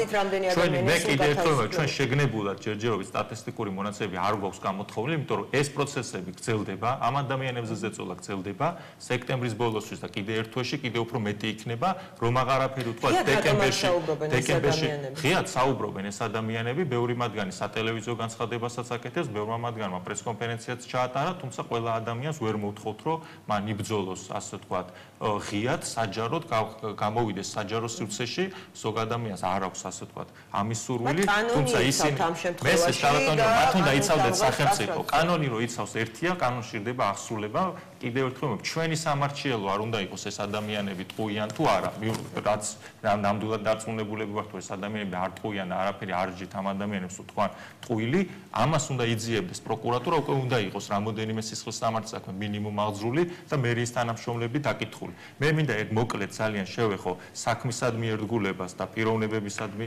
ერთგულებას, დიახ ამ ადამიანებს დღესაც სჭირდებათ პიროვნებისადმი და საკუთარი პიროვნებისადმი ერთგული ადამიანების ყოლა თბილისის მერიაში ვინაიდან თვითონ არიან ბატონო ბექა თქვენ წეხან გაგეცინათ სწორედ ირაკლი ღარიბაშვილის და ბიძინა ივანიშვილის პირადი მერები და პირადი მერის მოადგილეები მაგალითად სეკვესტრირებული და გაჭირვებული ბიუჯეტის პირობებში, რომელსაც თავად ბატონმა დავით ნარმანიამ აღიარა, 450.000 ლარს წელს დახარჯავს თბილისის მერია კანცელარიის განათებაზე, მინათებაზე შენობის და 460.000 შინაგან საქმეთა სამინისტროს შენობის მინათებაზე, ანუ $1,000,000 ლარს ისინი აპირებენ ქალბატონინო, არა, მე თუ შეიძლება გიპასუხებთ მაგაზე, არასდროს ჩვენ პირობებში არ ყოფილა ბიუჯეტის სეკვესტრი, არასდროს ჩვენ არ დავჭირებია კომერციული ბანკიდან აღებული სესხი და $1,000,000 დახარჯვა სეკვესტრირებული ბიუჯეტის პირობებში, მაშინ როცა უარი თქვი კომუნალური ვაუჩერის გაორმაგებაზე და $100 მიცემაზე გაჭირვებული ადამიანებისთვის, ამ შემთხვევაში კანცელარიის შენობის განათება და მინისტრების კეთილგანწყობის მოპოვება ნამდვილად პირადი ბიუჯეტზე ვისაუბროთ, შეგვიძლია ბიუჯეტზე ვისაუბროთ. არა, მე ვთქვი პირადი ერთგულების მაგალითად პირადი ერთგულების მაგალითი ეგეც $1,000,000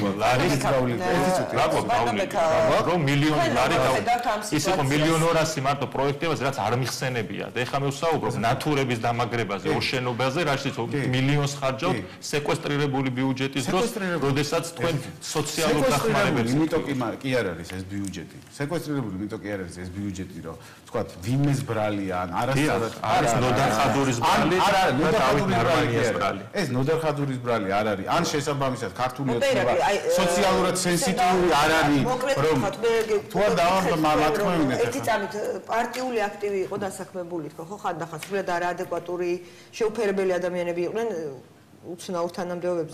საუბარი იყო იმაზე, რომ მერაბიშვილის სიდედრი იყო დასაქმებული. მე რა თანამდებობაზე იყო? არ ვიცი, მერაბიშვილის სიდედრი რა თანამდებობაზე იყო, მაგრამ მე არ მგონია, რომ მერაბიშვილის სიდედრი თუ საუბრობთ მერაბიშვილის სიდედრზე, დედა არის პედაგოგიური სიდედრი. შეგვიძლია ვისაუბროთ ახალი სამსახურის შექმნაზე ვიცე-პრემიერის სოლის. მაგასაც ყველაფერს თუ გავცეთ. მე ნამდვილად არ მინდა ვისაუბროთ მერაბიშვილის დიდი უგულავას და მეუღლის მეგობრების ასე შემდეგ რაც არის გამხმაურებული ფაქტები ჩდება თქვენი მისამართი ჩვენი მისამართი ბიუჯეტზე ვისაუბრო რა ეხლა ძალიან მიკვირს ნაციონალური მოძრაობის მხრიდან ესეთ სოციალურად სენსიტიური განცხადებების გაკეთება იმიტომ ამის პრობლემა არ არის ნაციონალური მოძრაობა დღიდან მოსვლისა ხელისუფლებაში იყო ტოტალურად ანტისოციალური გზა ამდენი სოციალური პრობლემა რაც არის დაგროვილი ზუსტად ამ მათი ნეოლიბერალური პოლიტიკის შემადგენელი იყო პირდაპირ თუ ნეოლიბერალურ პოლიტიკაზე ლაპარაკი გვინდა და აი ამ თქვათ პარადიგმაზე ეკონომიკურის ამაზე კიდე ეს გადაცემა ნამდვილად არ გვეყოფა ეხლა რასაც გეტყვით რა იპოთეკარებიდან დაწყებული სოციალურად დაუცველებით მათი პოლიტიკის შედეგი და ჩვენ ვებრძვით მაგას ქართული ოცნება არ მიდის ისევ ნაციონალური მოძრაობის გზით რაც გულისხმობს იმას თქვენ ხო ამბობთ და ოპოზიციაში როდესაც იყავით ამბობდით რომ ისინი ასაქმებენ მერიაში თავის ახლობლებს პარტიული აქტივის დასასახელად იყენებდნენ ამ თანამდებობებს ჩვენ გვჭირდება ცოტა მეტი რწმენა და ცოტა მეტი არგუმენტები იმისათვის რომ ეს გათავისუფლებები მართლაც არ ხდება პოლიტიკური ნიშნით დანიშნები არ ხდება პოლიტიკური ნიშნით არ ხდება არა ხდება მათ შორის პოლიტიკური ნიშნით არა იმ ნიშნით რომ თუ დავუშვათ ადრე მერაბიშვილის სიდედრი და ვიღაც სხვა ადამიანები იყვნენ დასაქმებულები დღეს დავუშვათ კალაძის ცოლისძმა არ არის დასაქმებული და კალაძის რაც შეეხება კალაძის ცოლისძმას ახლობლები ასაქმდებიან ეს პრინციპში რაღაცა გარკვეული თვალსაზრისით რაც ნუ შეიძლება ესე სკანდალურია და რეიტინგულია შეიძლება ამ თვალსაზრისით მომგებიანი იყოს იმიტომ რომ ჩვენ რა ვიცი ისეთ რაღაცა ამ თვალსაზრისით ისეთ პოლიტიკური კულტურა ჩამოგვიყალიბდა რომ დისკურსი საზოგადოებრივ უფრო სკანდალზე ორიენტირებული ვიდრე თქვა შინაარსზე მაგრამ მოდით თუ კალაძის ცოლისძმა გაინტერესებს კალაძის ცოლისძმა რასაც კალაძის ცოლისძმა უნდა ჩაუდგეს სათავეში ეს არის ძირითადად ახალგაზრდული პოლიტიკა და სპორტი და განათლების კომპონენტი ისიც რომ ძალიან მცირეა თვითმმართველობაში და აქედან გამომდინარე ნუ გავაკეთებთ განათლებაზე ბატონ ვიცემერი იმ დღეს ნუ გავაკეთებთ აქცენტს განათლებაზე რაც შეეხება ახალგაზრდულ პოლიტიკას ის ხელმძღვანელობდა დიდი ხანი ახალგაზრდულ ფრთას ქართულ ოცნებაში დააგროვა ძალიან დიდი გამოცდილება ამ თვალსაზრისით და შესაბამისად დარწმუნებული რომ ღირსეული კანდიდატი იქნება კადრია გარდა იმისა რომ ქართულ ოცნების პარტიული კადრი იყოს სხვა რამე კვალიფიკაცია აქვს მას თუ ესე კრედენციალიზმის პრინციპს მივდევთ რომ რა დიპლომი აქვს ვის და ამ მიმართულებით მუშაობს თუ არა ეს ფასად დიპლომი თუ ჩვენ შესაბამისად გამოცდილებაზე ვსაუბრობ და თქვათ იგივე მართვის უნარზე ვსაუბრობთ აი ამ პროცესების ის არაჩვეულებრივად გაართვა მან თავი და იმიტომ ქართული ოცნება დღეს გამარჯვებული მოძრაობას იმას საყვედურობდით ხოლმე ხშირად რომ მის კადრებს არანაირი კვალიფიკაცია არ ქონდათ გარდა პარტიის შიგნით რაღაც აქტივისტობისა და სხვა კვალიფიკაციას ამ ადამიანს აქვს ეს კვალიფიკაცია ქართულ ოცნებას ერთ-ერთი ყველაზე დიდი მრავალრიცხოვანი ახალგაზრდობა ჰყავდა და აქედან გამომდინარე ეს ადამიანი თუ მათთვის სასარგებლო ღონისძიებებს და ასე შემდეგ გეგმავდა რატომ დაგეგმავდა ბრალდებებს გავანებოთ თავი ნაციონალური მოძრაობის პოზიციას მე მინდა კითხოთ თქვენ როგორც მართველი გუნდის წარმომადგენლს თქვენ როგორ ხედავთ ამ საკმაოდ რთულ პროცესს სიმართლე რომ გითხრათ მე საკმაოდ რთულად მესახება მართლა რაც შეეხება კიდევ ირაკლის არგუმენტს არა გავცემ პასუხს იმიტომ გავუცემ რაც შეეხება ირაკლის არგუმენტს ეს იყო კანონი იყო იმის საფუძველზე მიღებული რომ შესაბამისად ახალი თვითმმართველობის კოდექსი მოითხოვდა რეორგანიზაციას მოითხოვდა იქ ერთეულები მცირდებოდნენ მატერიალურ-ტექნიკური ბაზის შემცირება ყველა არ უნდა გაგვიშვა ყველას გაშვებაზე იქ არ იყო ლაპარაკი იყო თავიდან პარლამენტმა რატო ადაპტირებაზე ნუ არ შეცვალა რომ გიხდენ თავის შეცდომას შეცვალა თუ არ შეცვალა ხო შეცვალა მე იმის წინააღმდეგიც არ ვიყავი სიმართლე მე უნდა გითხოთ თქვენ როგორ ხედავთ ამ პროცესს, მართლაც მერიაში უცნაური პროცესები მიმდინარეობდა წლების მანძილზე, თუნდაც საკადრო თვალსაზრისით. კი ბატონო, თქვენ მოგიწევთ თავის მართლების პოზიციაში. არანაირი თავის მართლების პოზიციაში. საჩემად ეს ადამიანები არ გათავისუფლებულად იქნება ბრალდებები, რომ ესენი რა თქმა უნდა, თავის მართლება ეს არ არის, ეს არის დემაგოგიაზე პასუხი, თავის მართლებაზე. მაგრამ მე მინდა გითხრათ, თქვენ როგორ ხედავთ ამ პროცესს, ვინ უნდა დარჩეს თქვენი აზრით, როგორ უნდა მოხდეს? მერიაში და სამსახური ძალიან კარგი, არაჩვეულებრივი პროცესი, არაჩვეულებრივი პროცესი დაიწყება ძალიან მალე. თავის დროზე. დღეს როგორ უნდა მოხდეს ისე, რომ ეს ადამიანები კვალიფიციურები დარჩნენ ვიღაცა კვალიფიციური ადამიანები დარჩებიან ისედაც. მაგრამ მიუხედავად ამისა, ისინი დაექვემდებარებიან ატესტაციას. ანუ ყველა დაექვემდებარება ატესტაციას. ყველა დაექვემდებარება ატესტაციას. ესეც კანონდარღვევაა, მორიგი ადამიანები. ატესტაციას ადამიანი ექვემდებარება 3 წელიწადში ერთხელ, ადამიანები, რომელსაც გასული წლების განმავლობაში გაიარეს კონკურსი და დაინიშნეს ადამიანები, ვინც მაგალითად წელს დაინიშნეს კონკურსი. გაიარონ ელემენტარული იქიდან, რომ 3 წლის კანონი არ დანიშნულები, ახალი კანონი, ახალი თვითმმართველობის კანონი. წელს დანიშნულებმაც უნდა გაიარონ. მე ახალი თვითმმართველობის კანონი. მე ახალი თვითმმართველობის დავიწყეთ ახალი თვითმმართველობის კანონის ამოქმედება. რაშოში ატესტაცია მე შემიძლია დღეს ახალი თვითმმართველობის კანონი არაფერი არ შეცვლილა. ჩემს აპარატში ჩავატარო. ატესტაცია შესაძლოა ძალიან კარგი მიზეზი ზუსტად არასასურველი კადრების მოსაშორებლად. რა თქმა უნდა, ზუსტად ეს პროცესი იქნება დაგვირგვინება აღმოჩნდეს, უნდა აღმოჩნდეს ადეკვატური იმ ახალი საკანონმდებლო ცვლილებებისა, რომ ახალი სახელმწიფო აპარატის ადაპტაცია მოხდეს ახალ საკანონმდებლო. არანაირი მნიშვნელოვანი ცვლილებები თვითმმართველობის კოდში არ არის. როგორ არ არის, უბრალოდ ვთქვათ, რომ ხარჯებს იწვევს ისედაც ის ატესტაცია, რატო ჩაატარებ? იმიტომ რომ ადამიანებიდან გაიწვია. აგერ ნახავს შენ. სულ შეუბრუნდეს უკან. იმიტომ რომ მას დაედება ბრალი პოლიტიკური ნიშნები ადამიანების დევნაში და სამსახურიდან გათავისუფლებაში. ამიტომ მკითხეთ მე თქვენი ხედვა და კიდევ ერთხელ გიმეორებთ, მიპასუხეთ და უნდა დავასრულოთ დაცემა. გამჭვირვალობის კითხვით მოგცემთ ბოლო რეპლიკას. გამჭვირვალობის რა მექანიზმებს ხედავთ თქვენ? ან როგორ ხედავთ ამ პროცესის ისე წარმართვას, რომ არ გაჩნდეს ზედმეტი ეჭვები? კი ბატონო, თქვენ შეგიძლიათ თქვათ, რომ არა როგორ გიკადრებათ, ეს არის პოლიტიკური ზეწოლა, მაგრამ არ გიფიქრიათ, რომ ცოტა მეტი არგუმენტები დაჭირდება ქართულოცნებას, რომ ატესტაციის პროცესი იქნება გამჭვირვალე. შესაბამისად, კონკურსი როდესაც გამოცხადდება, შემდეგ, როდესაც გამოცხადდება, ესეც იქნება გამჭვირვალე და ყველა ადამიანს ექნება შემოდავების და ობიექტურად და არგუმენტირებულად თავის პოზიციის დასაბუთების შესაძლებლობა. ეს არის სხვანაირად არ გამოვა. ტენდენციასაც თუ გადავხედოთ, ნამდვილად უნდა დავინახოთ ეს და გავათვითცნობიეროთ, რომ რამხელა ნაბიჯი იდგა გადადგმული ქართული ოცნების ხელისუფლებაში მერე და რა პრაქტიკა მოვიტოვეთ უკან. ხო?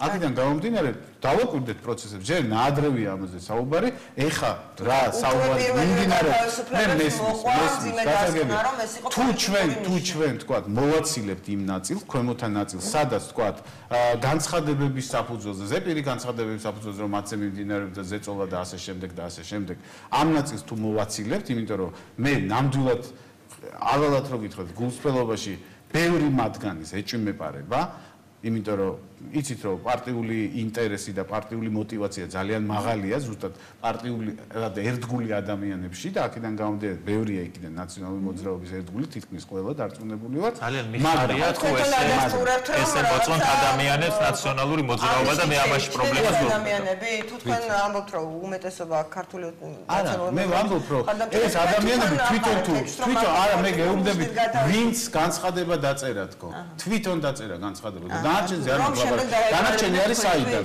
დანარჩენი დაცვის სამსახურიდან, რომელიც შეიქმნა მაშინ, როდესაც უკვე საჭირო იყო საკუთარი აქტივის დასაქმება. მე თუ შეიძლება ხო 2011 წლის ოქტომბერს გამოხდა ის ქართული ოცნება რო გააქტიურდა. მერიაში ადამიანები არ შეუშვეს. არც გამოუცხადეს რომ გათავისუფლებულები იყვნენ.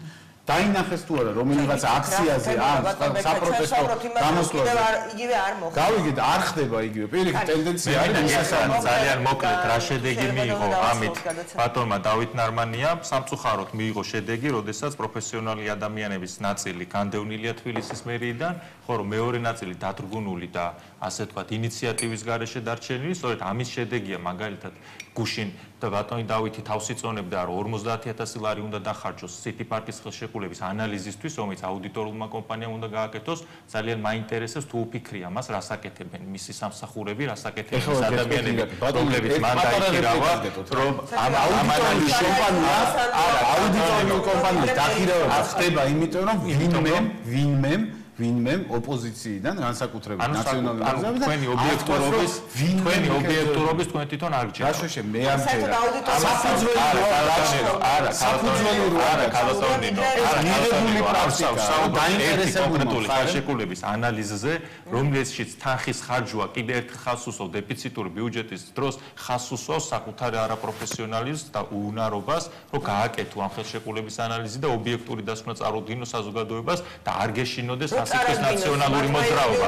ნაციონალურ მოძრაობაზე კი არ უნდა თქვენი საზოგადოების მიმართ უნდა იყოს თქვენ უამრავი ადამიანი განსაკუთრებით არასამთავრობო ორგანიზაციები და ასე შემდეგ და ასე შემდეგ დაკვირდებიან ამ პროცესს. ეს არის მიღებული პრაქტიკა აუდიტი კომპანიის დაფინანსება თქვენი რესურსით იმ ფუნქციების პროკურატურა და სასამართლო ჯიბეში გედოთ და აქედან გამომდინარე საჭირო არ იყო ირაკლი არც ერთი აუდიტორული კომპანიის მოწვევა. ეხლა ჩვენ ესე ხო არ მოვიქცევთ? ჩვენ ვიმუშავეთ, როცა პროკურატურა თქვენი იყო და არც მაშინ მოგვიწვევია არც ერთი აუდიტორული კომპანია განსხვავება ეს. პროკურატურა ჩვენი. დიდი მადლობა გადაცემაში მონაწილეობისთვის. მივადენებ თვალყურს ამ პროცესს, ნახოთ როგორ განვითარდება გათავისუფლებების და დანიშნულთა ატესტაციების პროცესი. დიდი მადლობა ყველასთვის გვიყურა. ბარიერი ეთერში დაბრუნდება სამშაბათს უკვე ახალი დროით, ალბათ უკვე ნახეთ და მიხვდით რომ ჩვენ ახალი დროით გავდივართ ეთერში ყოველ სამშაბათს, ოთხშაბათს და ხუთშაბათს 21 საათსა და 15 წუთზე. დიდი მადლობა კიდევ ერთხელ რომ გვიყურეთ. კარგად ბრძანდებოდეთ.